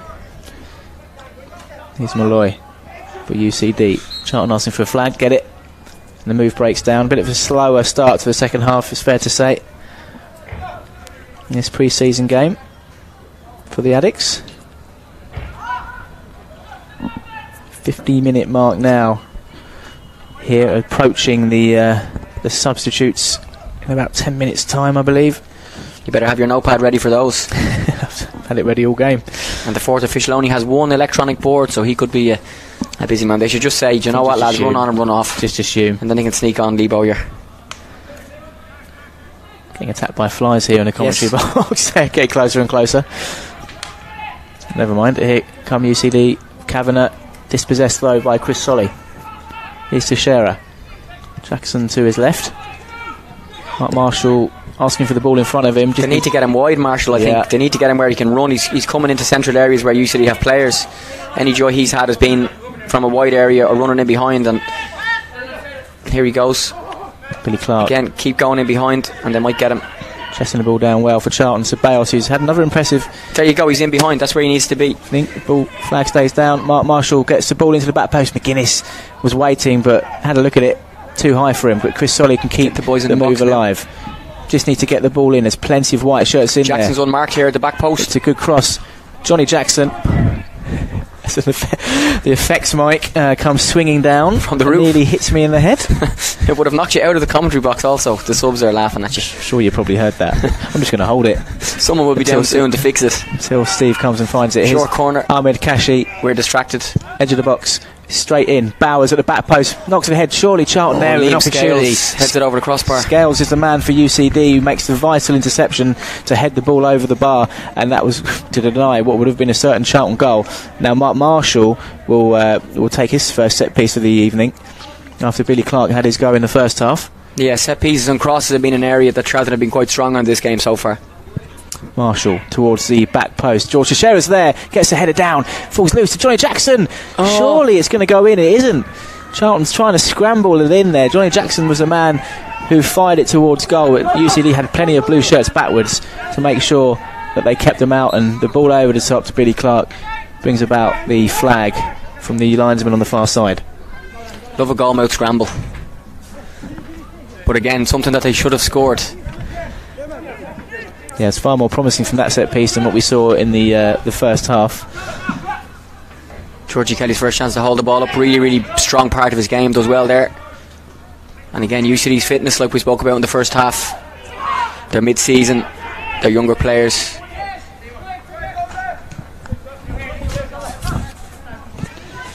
Josh McGuinness. Chance again for the big man, no flag. The right back wants a flag down top, but it's not coming. Yeah, there was a hint of offside certainly there as Mark Marshall's played in. This is a bit more promising for Charlton. He does recover, Marshall, after the ball was a little bit loose. He's got men in there. Left-footed cross. A good corner again. Charlton have started this half better, in fairness. Yeah, another corner, second corner of the half. First one a couple of minutes ago caused all sorts of problems for UCD, and Mark Marshall will be hoping to do exactly that again with this chance. Left-sided corner, be a right-footed in-swinger from the man who arrived from Bradford City last month. Great ball. Good ball in. Joe Rebo waiting for it. It bypassed Josh McGuinness on its way in. Rebo wins that one well. Josh McGuinness flagged offside, but a much better spell for Charlton, probably the best of the match so far. Yeah, the subs just seem to be getting their shin guards on, getting themselves ready, so we expect those Oh, just one. Just the one Says sub. one of the coaches. So this is going to be a 53rd minute sub rather than the 60 minutes. So just the one. It's going to be Tony Watt who's being prepared on the touchline. We'll see that in a minute. But Christian Ceballos gets forward, gets into the box. Great work from the Spaniard. He just needs to pull it back for someone to finish. Billy Clark. Oh, he's missed. And that How could was he not missed? have got any closer. He side-footed the ball. It looked almost certain that Charlton would be getting their first of the evening, but it rolls just past the left-hand post. Yeah, good chance. In fairness, Charlton have started this half much better. They've had 3 or 4 opportunities, and they really should have at least one goal back. That's probably their best chance of the game so far, and should have hit the target for sure. Yeah, there's certainly been chances for Charlton to etch their name on the scoreboard as the substitutions made. Josh McGuinness, his contribution is done. He will be replaced by Tony Watt. Very impressive tattoo on Tony Watt's calf. Very looks like an All Black. Very nice. Every footballer has a tattoo these days. It's rite of passage, I believe. Again, UCD looking to play. Oh, Greg Slug has lost it. No, he's not. He's done very well. UCD now with the ball on the left-hand side. Interesting to see where Tony Watt. It looks as if Billy Clark has gone up front and Tony Watt will operate in that number 10 role just behind. Let's see how we do with that. Excellent pass by Keane Kavanagh, one of his best strengths. Page of Darragh O'Connor on the ball now. Here's Tobin, the right back for UCD, and the number 6 finds plenty of space. Allowed the space anyway, but can't do anything with that. Here's Tony Watt, first touch of the ball. They should come left. So does come left. Here. Finds Mark Marshall, who's getting a little bit more joy down the left-hand side in this second half. Just needs to pick out the right kind of ball. Comes on his right, back on his left, drills it across, but really doesn't do any damage to UCD. They get the block in, and it's away easily. Yeah, Johnny Josh Jackson, Collins. far too overeager there from the Charlton skipper. Gives away a foul on Darragh O'Connor. 55 minutes in now. More substitutions to come for Charlton, but the team that is out there who did start the first half, bar Tony Watt, who's just come on, giving good account of himself so far in the second half. Christian Ceballos giving a free kick. He's not enjoyed a bad couple of evenings for the Addicts since returning from a season on loan at St Troyden last season. The flies are coming for us now. It's like an episode of Lord of the Flies. Flies are coming for us now. Have we got some sort of a... I think it's the coffee. Yeah, we got delivered tea at half time. Thanks to Ian for that. Chris Solly. No biscuits. Trying to find... No, that was what I was after. That was my request. He was asked. 3-0 down and no biscuits. This is what it feels like to be a Charlton fan quite often. Joe Rebo. But was there biscuits in Richmond Park or in the Markets Field in Limerick is the question. There wasn't, I'll tell you that. Well, you want to get it sorted for your next trip. I'll tell you that for free. Well, you already owe me a fiver, so...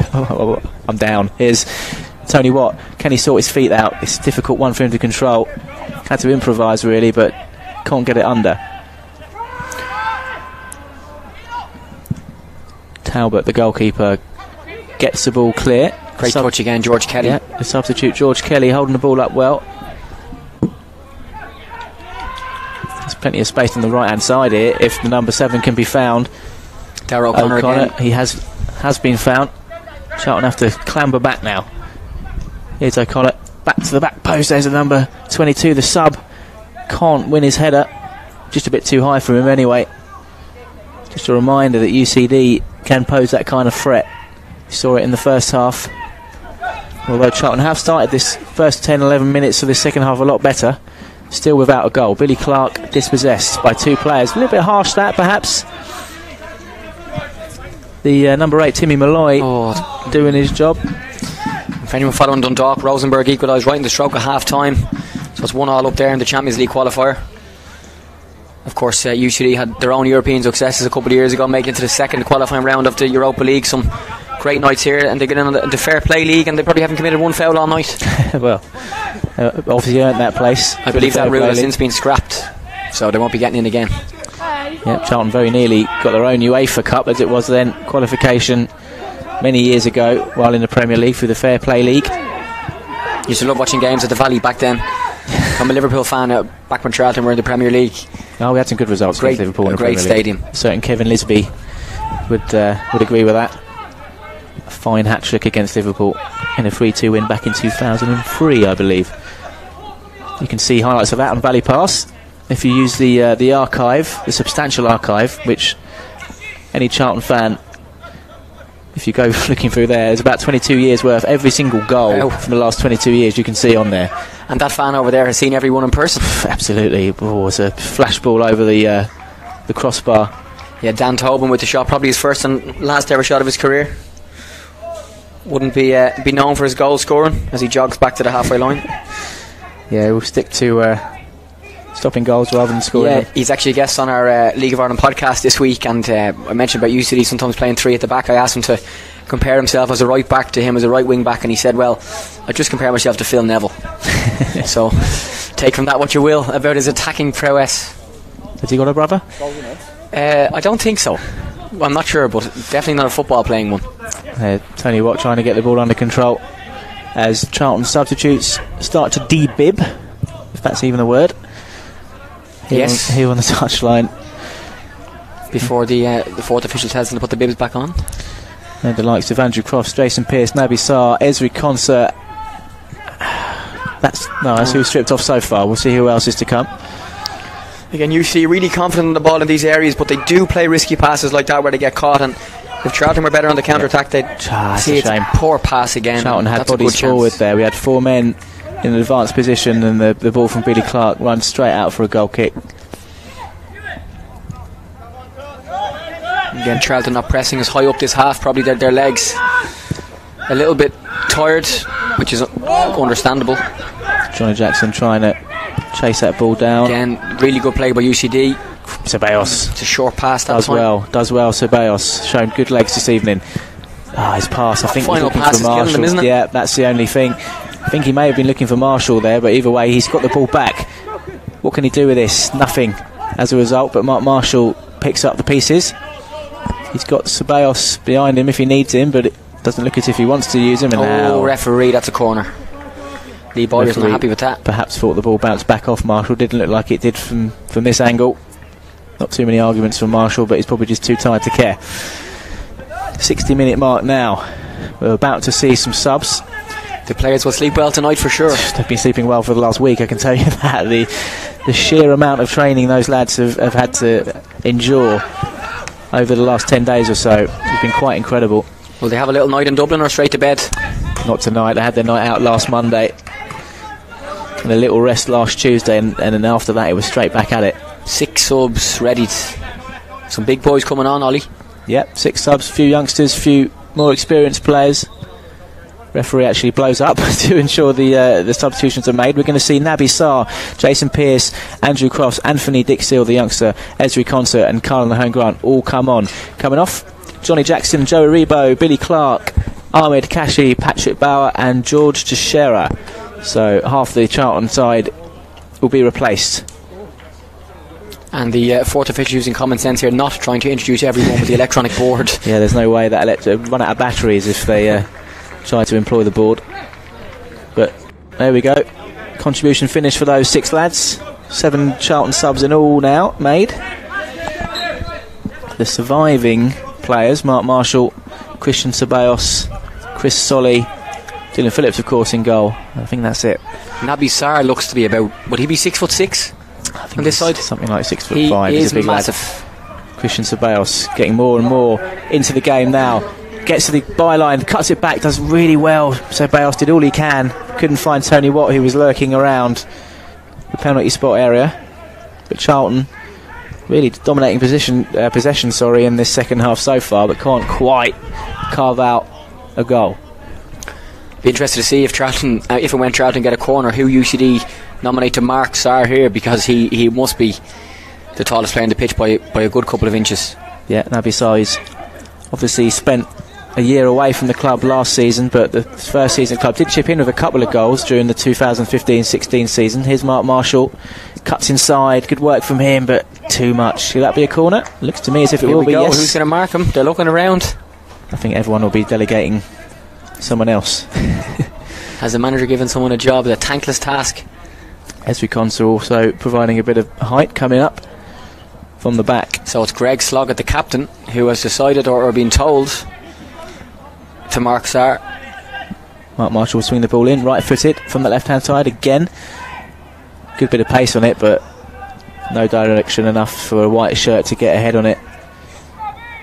Similar to where the first goal came from, or quite disappointing from a corner point of view. It's not the worst ball into the back post, and nobody's gone there on a run. They've made 6 subs. Maybe someone wasn't told their job, but you'd expect somebody to be there to keep that alive. You just need someone to attack those kind of balls that have fizzed in. As you say, the delivery wasn't a bad one.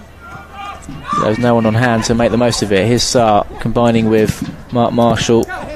Difficult one for Carl and Grant to control, but Charlton do win it back through Tony Watt. Does what he does best. He likes to beat men like that. Dan Tobin does well, but his final ball is not effective. Jason Pearce really making himself a nuisance. Wins the ball back well. The competitive nature of the defender shining through there. Just trying to spot who's taken the captain's armband. Chris Solly has taken it from Johnny Jackson, for those wondering at home. Georgie Kelly up front for UCD probably wouldn't be used to the physical nature of some of the centre backs he's playing against there. A nice 1v1 duel. I'm sure there'll be more between now and the end of the game. Yeah, it's just the sort of thing Jason Pearce loves. Here he goes again. Prides himself on all Eddie Conser. Gives away a silly free kick, clipping the heels of Georgie Kelly.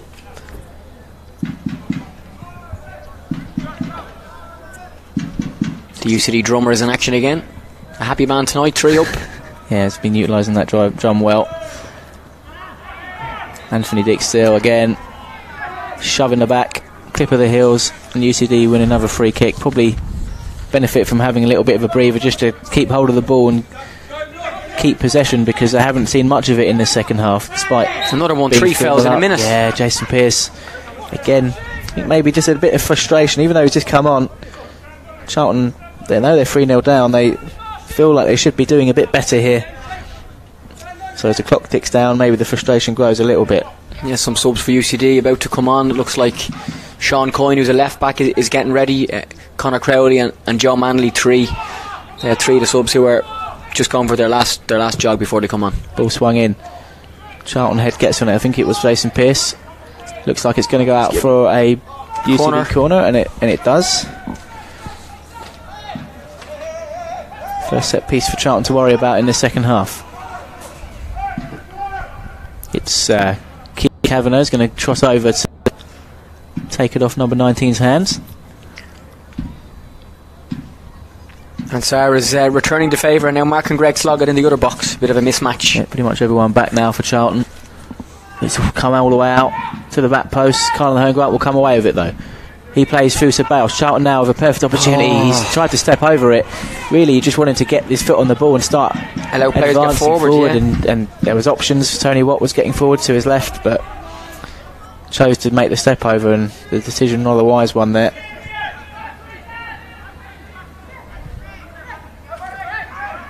Just Sloggett for UCD. Neat bit of defending there from Ezra Conser, just to play the ball back off the UCD forward. The winner goal kick for Dylan Phillips to take and send Charlton on their way again.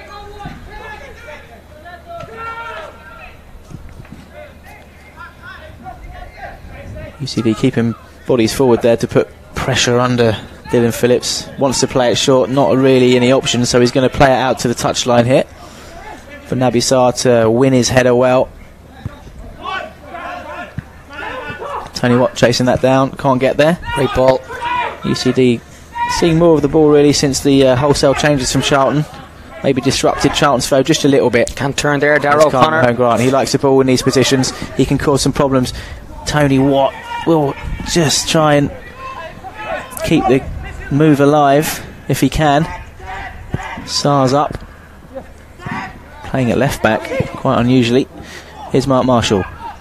Will he get the ball in and make Charlton? Oh, it's a goal. It's offside. The flag's up. Flag's gone up. It's hit the big man in the middle. Christian Ceballos, Scottish shot away. It came off Carl Grant. Not that he knew anything about it, but he completely wrong-footed the keeper and made sure the ball spun into the corner of the net. But that touch, that deflection from Carl Grant means that the flag is up and Charlton don't have the goal that they're after. Looked like the right decision from the linesman. He was right in front of the goalkeeper. I think had he got out of the way, the flag may have still gone up because he may have been obstructing Noel Corbett's view, but you would think with the amount of chances now that Charlton are creating in that area, they'll get a goal. Yeah, there's still over 20 minutes for Charlton to do that. And 4 UCD subs on the way, which will weaken them a little bit. Let's see how this progresses. Here's UCD getting forward. Chris Solly, who's remained nearly out there for nearly 70 minutes, which is good to see. His ball over the top for Watt. He does well to get there. Second favourite. He shoots. Just and wide. It's wide. And maybe could have taken another couple of touches, get himself in a better position, a more central position to get the shot away. But he does well in the first instance to mug the defender of the ball. It's looking more promising for Charlton as UCD make those 4 subs you mentioned there. We've got 12, 15, 14 and 17 coming on. Yeah, so Sean Coyne is coming on, Joe Manley is coming on, 15 is Conor Crowley, and number 17 is Jack Ryan, who's a young midfielder, only 17.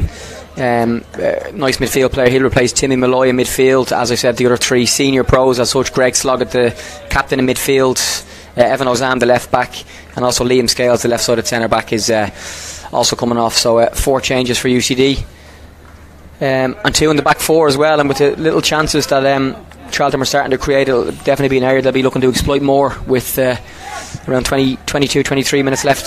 Yeah, a couple of changes in the back 4, as you said. Maybe an opportunity for Charlton to catch them on the hop as they try and settle into the game.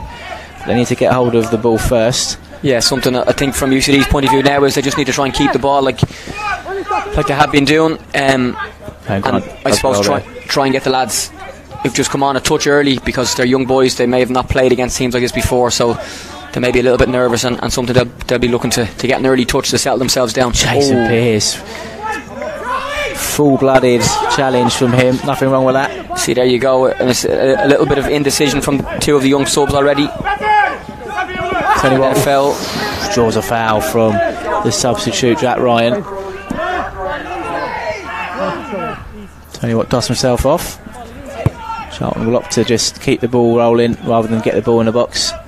Anthony Dickstill to Andrew Crofts. Ceballos. I think it looked as if Naby Sarr was going to be the recipient of that pass, but just checks his run and he can't control that. That's a poor touch from the Frenchman. This could be a team of the second half, with Charlton having a lot of the ball and UCD looking to play in the counter-attack. Yeah. Christian Ceballos does his defensive duties well there to win the ball back. Here's Carl Hone Grant looking to get on the ball a little bit more. Not had a bad couple of nights coming off the bench for the Alex. Jason Pearce, centre back for Charlton. Again, that's more of what we saw in the first half that had the same result. Haven't done too much of it in the second half, and we've had a much better one. Yeah, not the best pass either. I think even if the flag didn't go up, he would probably wouldn't have caught the ball. It's Tobin, the right back. I'm surprised he's still on. A bad pass. Christian Ceballos, can he make them suffer for that? Nice little touch around the player, draws a free kick. The foul, just too quick a feet for the number 13, Josh Collins. I think he knows what he's doing there. It's probably if the ball doesn't go in the top corner, it's a good foul in a similar enough position to Jay McClellan's opening goal, if we want to go double or quits. Well, I don't know enough about Mark Marshall's prowess from these set pieces, so I'm not going to risk losing any more cash tonight. Let's just say I hope he bulges the net. Let's see what he's got in his locker from set pieces. Again, a short pass from one of the UCD subs, and it's robbed, and a good chance for Charlton to get one back and mount a comeback. So here comes Mark Marshall, summer signing for Charlton. Hits the target, but it's a very routine save for Niall Corbett to make down by his left-hand corner.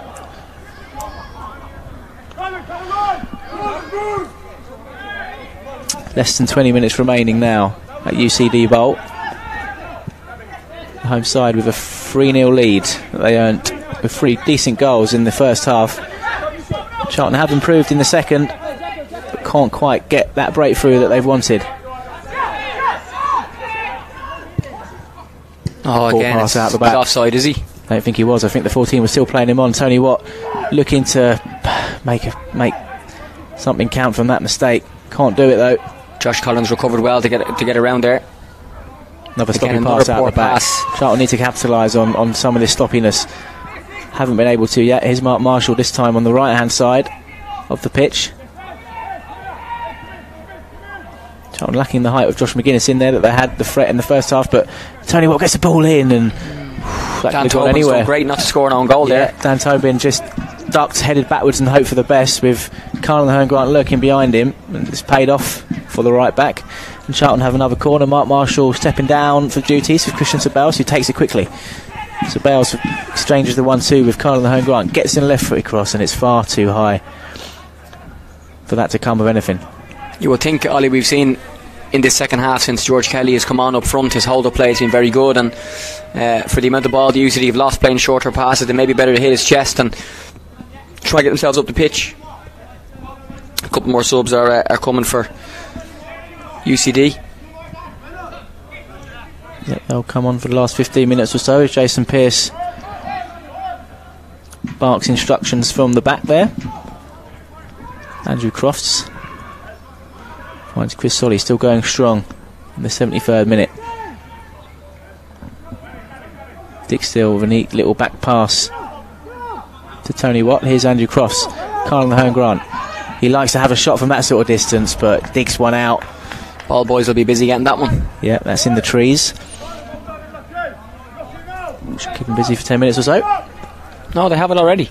Oh, good lad. Some of the kids from the UCD summer camps this week being put to work morning and night. And Charlton still have a couple more subs that they may or may not utilise. Regan Charles Cook, Cameron Here's Stewart. this battle up front again. Aaron Barnes. Kelly's won it. Jason Pearce wins the ball there for Dick Steele. Tony Watt for Mark Marshall. Dick Steele looking to shift, but is forced to play the ball backwards. UCD doing their job well in closing down. Ahern Grant looking to find a way in. Cuts across and finds Tony Watt. Tony Watt knew that Ahern Grant was arriving. UCD do their job to cut that out. They're about to make 3 subs as well, with Rob Manley, Gareth Coughlin and Simon Power coming on. The number 20 Simon Power will play wide. Possible chance here. Yeah, so Bales he's onside. I thought he was onside there. I thought the 13 was playing him on. Yeah, Simon Power, as I was saying, is an Irish under-19 international. You'll see him, Ollie, if he has a chance to run, he's like a greyhound, really, really quick. Has been out injured and I think was on a leaving cert. He's done the exam, so he had a little holiday. So he's just back and extremely, extremely quick. Darragh O'Connor gone off, Dan Tobin, the right back, gone off, like we said, and Cian Kavanagh. So a couple of players who are more than likely to be in UCD's team for the next league game against Cove on Saturday have gone off. So you're now effectively looking, apart from the goalkeeper Noel Corbin and George Kelly up front, at a UCD second string at the minute for the last 15 minutes or so. So 3 subs for UCD, 2 now for Charlton. Mark Marshall and Chris Solly, the only 2 remaining outfield players who've played every minute so far of this evening's game. Mate Waite and Aaron Barnes and Cameron Stewart, the trialists, will come on. Barnes will slot straight into right back, while Cameron Stewart goes to the right of midfield. Looks like UCD are gone to that back 3 I spoke about, unless the right back has gone very high. But it looks as if one of the subs who's come on, Rob Manley, has joined George Kelly up front. Jason Pearce. Oh, fell again. Over competitive. He's asking the question, why have you given that? I think it's quite obvious. Because you kicked him. 18 there, taking the foul. Referee wants to have a word with somebody. In he goes. Not sure who he wants a word with there. I thought it might be Jason Pearce, but it isn't. No, he's just getting himself in. Not sure who's having a word. Esri Conso, I believe. I'm not sure why. Maybe too much hustle and bustle going on for his liking. Conor Crowley taking this free kick for UCD. Wins the header. Conza gets it out and Andrew Cross can get the final ball away. Jason Pearce has now taken the captain's armband after Solly's gone off, for those who are keeping count for that sort of thing. Can the ball drop? Oh, it's well blocked. He wants a handball. Josh Collins. Would have been harsh. Cameron Stewart trying to win the ball back on the right there for Charlton. Sorry, Ollie, UCD definitely gone to a back 3 here with 2 strikers up, and the wing backs, Sean Byrne and the sub I mentioned there, Simon Power, with the pace in the wide area. So They may look to go from back to front a little bit quicker now. Yeah, suggesting there that they're not finished with Charlton. It's a shape that they do use. Sometimes they start games with it, other times it's something they go to. So having a look at it. Oh, that's an interesting one. No one there to really put the goalkeeper under pressure, force him to use his hands. Would have been worth the chase there, maybe. So, trying to find Tony Watt, who brushes aside the number 17, but he's won a free kick. Looks like he got the ball, but probably just clipped the heels to Jack Ryan of Tony Watt. Oh, it's a quick one. The referee lets that go. Clever from Charlton. Ahern Grant, though, can't capitalise. The defenders on the ball. Dundalk and Rosenborg still 1-1 with 12 minutes left up the road. Something all us League of Ireland fans are trying to keep a close eye on. Yeah. Shamrock Rovers and Cork both playing Europa League qualifiers tomorrow too. Yeah, good luck to Shamrock Rovers with former Charlton Academy player Sam Bone now within the ranks. Yeah, Sam's been good. A couple of games that I've seen, play centre-back or defensive midfield. Has not been in their team every week, but seems a good strong lad, and I believe he's recovered from a serious illness as well, so it's great to see him back on the pitch. Looks like a strong boy, and has done well anytime he's been asked to do so far by the coaches at Shamrock Rovers. Yeah, so everyone at Charlton wishes Sam the best, and good luck for that Europa League qualifier coming up. Bit more difficult for UCD to play out with three centre backs. They seem Sean Coyne, who was a left back, is playing left as the three centre backs, and it's resulted in a long ball here, which Charlton have won. No surprise there. Andrew Crofts sliding in to play the ball back for Naby Sarr. What will he do with it? Considering his options. Nice feet from the big former French under-21 international. But it's UCD who win a throw-in. Down here on the right-hand side. Still no sign of Lee Bowyer, Ollie. Doesn't look like it's happening. No, I think the Leeds fan club will go home. Had the score been the other way around, we may well have seen him, but it might prove to be a substitution too far for Carl Robinson now, as Regan Charles Cook is stripped off. He'll be the next substitution to come on for Charlton. Oh, a little chance here for Sean Byrne. But should have shot. Carl Ahern Grant getting there in the nick of time to nick the ball off him. Comes forward, what can he do? He's got options in front of him. Tony Watt is probably his best one. There he goes. Ceballos. It's a difficult one for him to control. It was pretty much smashed at him from Tony Watt. Good pass. Yeah, Andrew Crofts with great vision there to find Ezri Konsa. Lovely pass again. Ceballos, good feet from him again, but forced to poke the ball through to Tony Watt. Andrew Crofts again doing his defensive midfield duties very well there. Carl Ahern Grant is to Tony Watt's right, doesn't use him, goes for the cross. Cameron Stewart lurking at the back post. Ceballos now finds Watt. Will he have a go?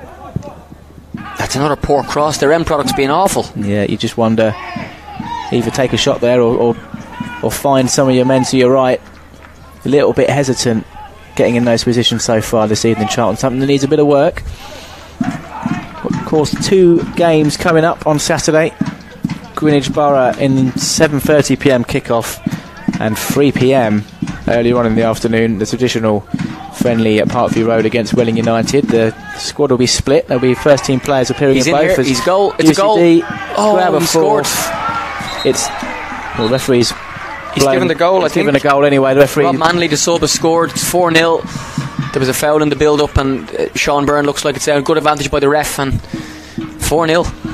Yeah, let's I suppose come against the run of play a little bit, but you can't argue that they're deserving of their lead here, UCD.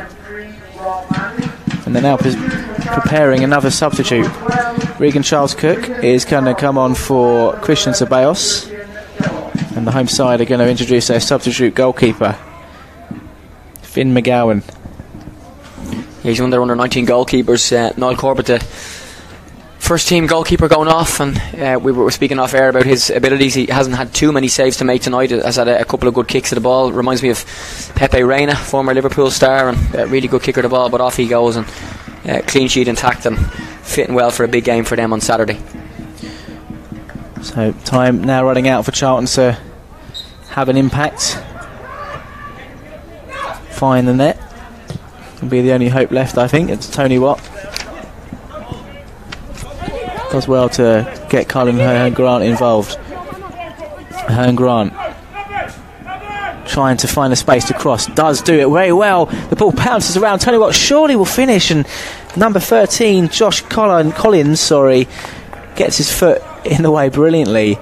And Charlton, I have to say, were very unlucky not to finish there. Yeah, just seen a replay of Rob Manley's fourth goal there. Lovely ball through, great touch in fairness, and he's brave to come out and has just finished it and took a smack in the process. But when you're brave like that, you get chances. If he doesn't score, it's probably a penalty.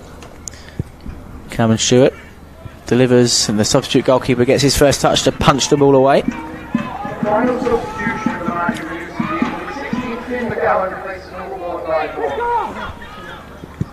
Barnes rakes the ball out to Cameron Stewart. Heavy touch from him. Good catch by Lee Bowyer on the sideline. Yeah, if Lee Bowyer isn't going to come on tonight, at least he can count his contribution as that. Hearn Grant with Regan Charles Cook looking for it, doesn't get there.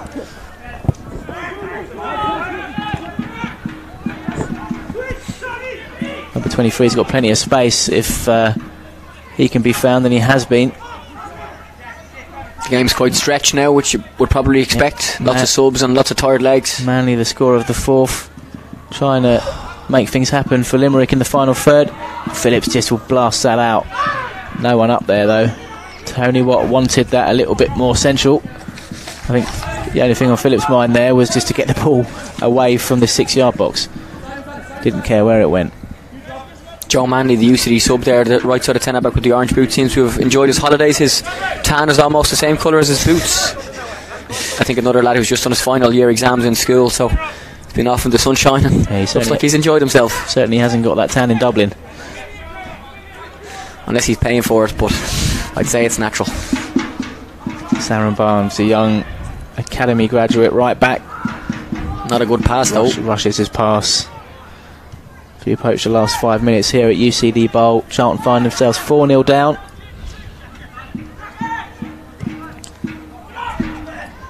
Julian Phillips with an easy catch to make. Carl Hearn yells for it, gets it. Peter Schmeichel-like throw there.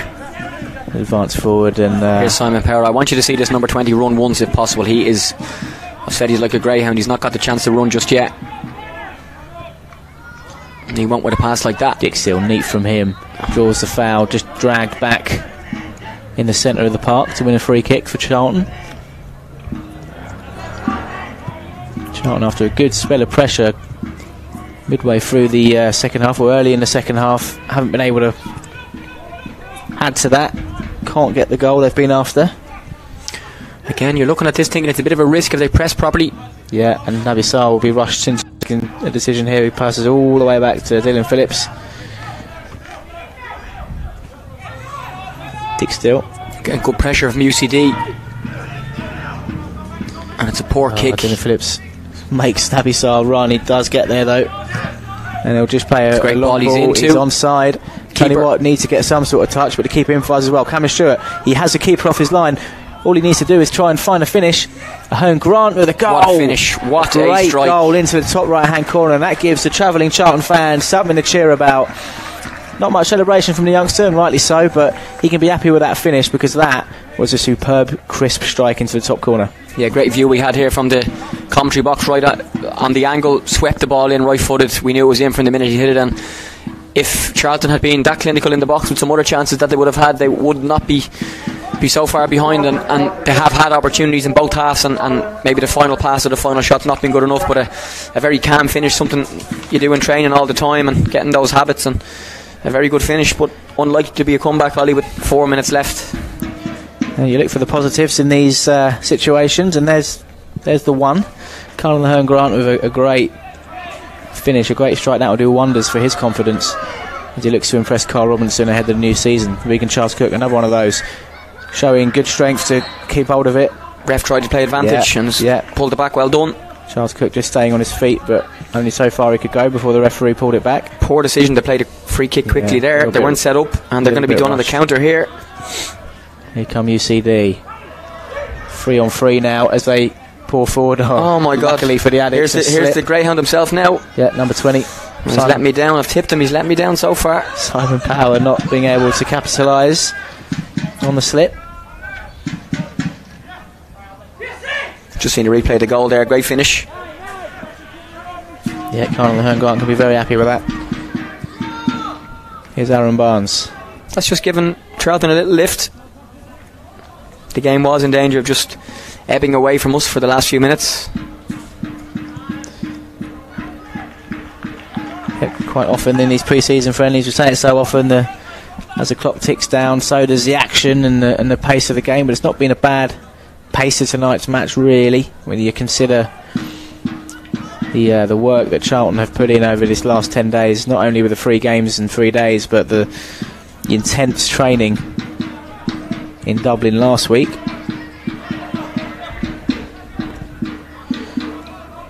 It's only really the beginning of Charlton's pre-season campaign. Easy to remember. You don't get carried away when you win a game. You don't get carried away if you lose a game.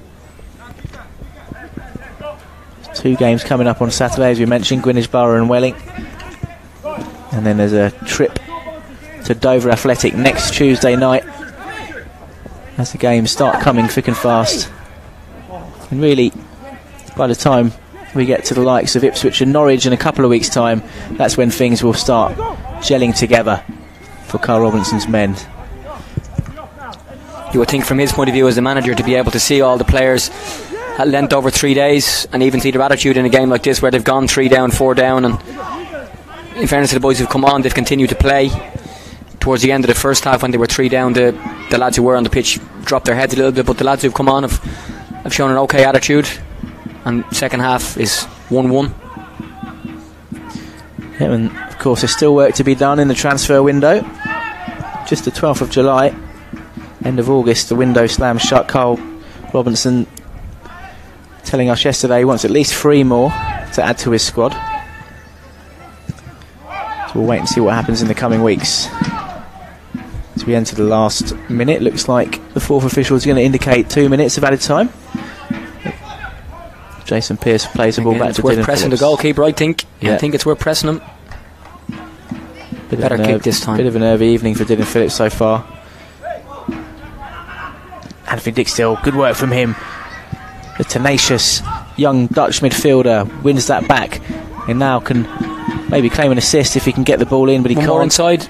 Charles Cook will have a go. He's got a bit of a bend on his shots and showed that while on loan at Solihull Moors last season, but can't get enough on that shot. As 2 minutes is made official by the 4th official down here on the touchline.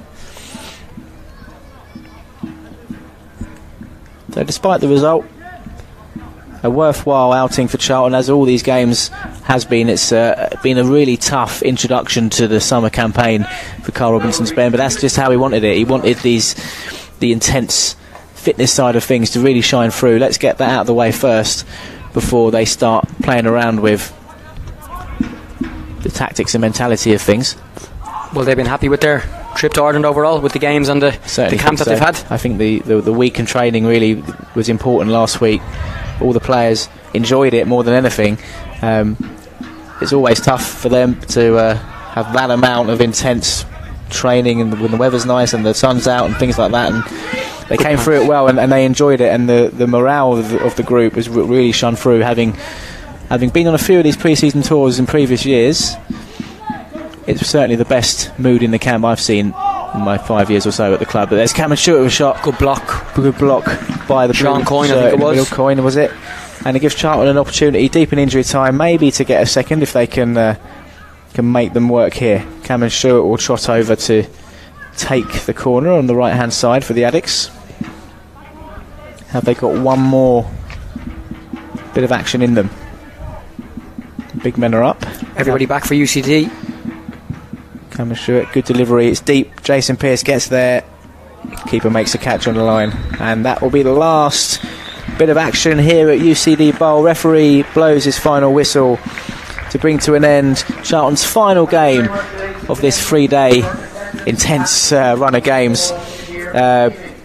Really UCD impressive tonight. 1-0 up on 12 minutes through Hanrahan's good strike before McColland made it 2-0 on 35 minutes. He then scored another one direct from a free kick 5 minutes before half time, and then it was 4-0 in the 81st minute through Manley, the substitute. But Charlton were more impressive in the second half, it's fair to say, than they were in the first, and Carl Mahone Grant got the goal that they probably deserved overall, though the result, it was fair. They did deserve one, and Carl O'Hearn got it with a great strike with 3 minutes remaining. So that's it from Ireland and the UCD Bowl.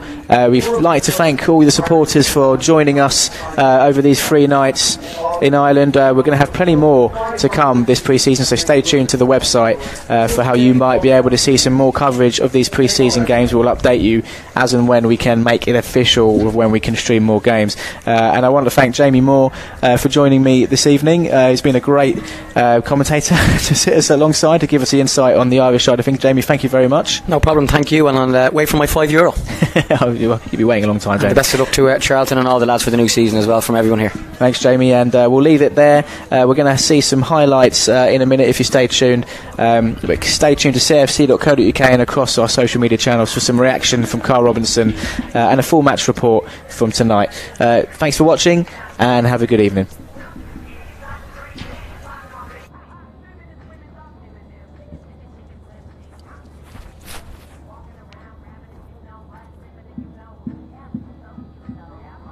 We're going to run you through the lineups and see how first of all UCD will be shaping up this evening.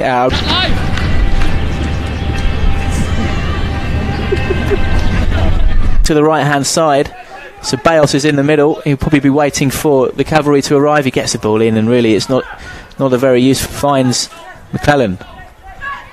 Can he get the ball in? He does. Dylan Phillips, very vocal. It's second nature to them. It's a neat passage of play from UCD for Osam to get the ball in. It has dropped to the number 10 in the box. Can they get the shot away? They have. It's a good save, but it's a goal for Ben UCD. Keane Kavanagh standing over the free kick straight into the wall. Dylan Phillips will be happy about it. He does. I think he does. Well, fair play to his employers. Maybe he's owns his own business. There's a header in. Just over the top, though. UCD hustle their way out, though, and Chris Solly looking for McGuinness, knocks that down well for Marshall, who takes the shot and it dips just over the crossbar. I think that's something that's almost disappearing out of the game, isn't it? Josh McGuinness has a chance. Keeper's come a long way, and Josh McGuinness just can't lob through to Josh McGuinness, who will keep it on. He's got Billy Clark and Johnny Jackson in the middle. Jackson arrives at the back post, and that's exactly what he's good at. Header straight at the goalkeeper, though, but Billy Clark opens things up. He can get the shot away. He does. Shots right at Niall Corbett, but he does quickly. There's a shot, 2-0. And it's a hell of a goal. Jason McClellan from out of nothing, really.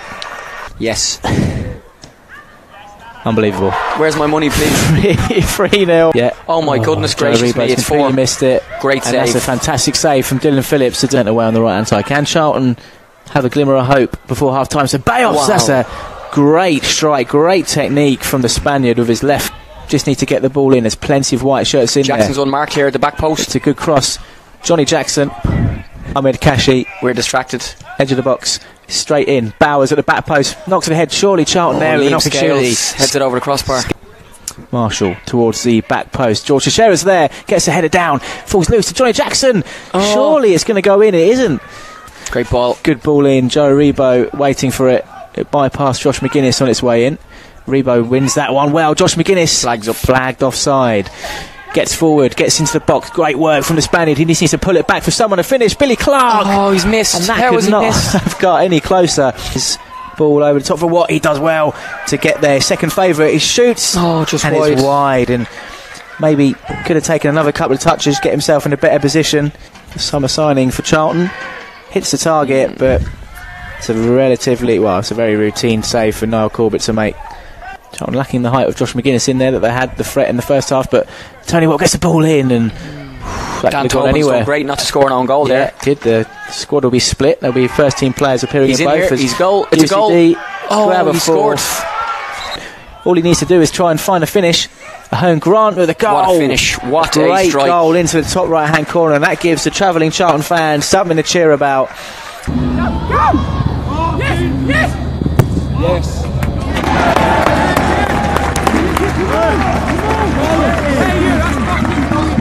It's certainly the best mood in the camp I've seen in my 5 years or so at the club. But there's Cameron Stewart with a shot. Good block. Good block by the Sean Coyne, I think it was. Coyne, was it? Cameron Stewart, good delivery. It's deep. Jason Pearce gets there.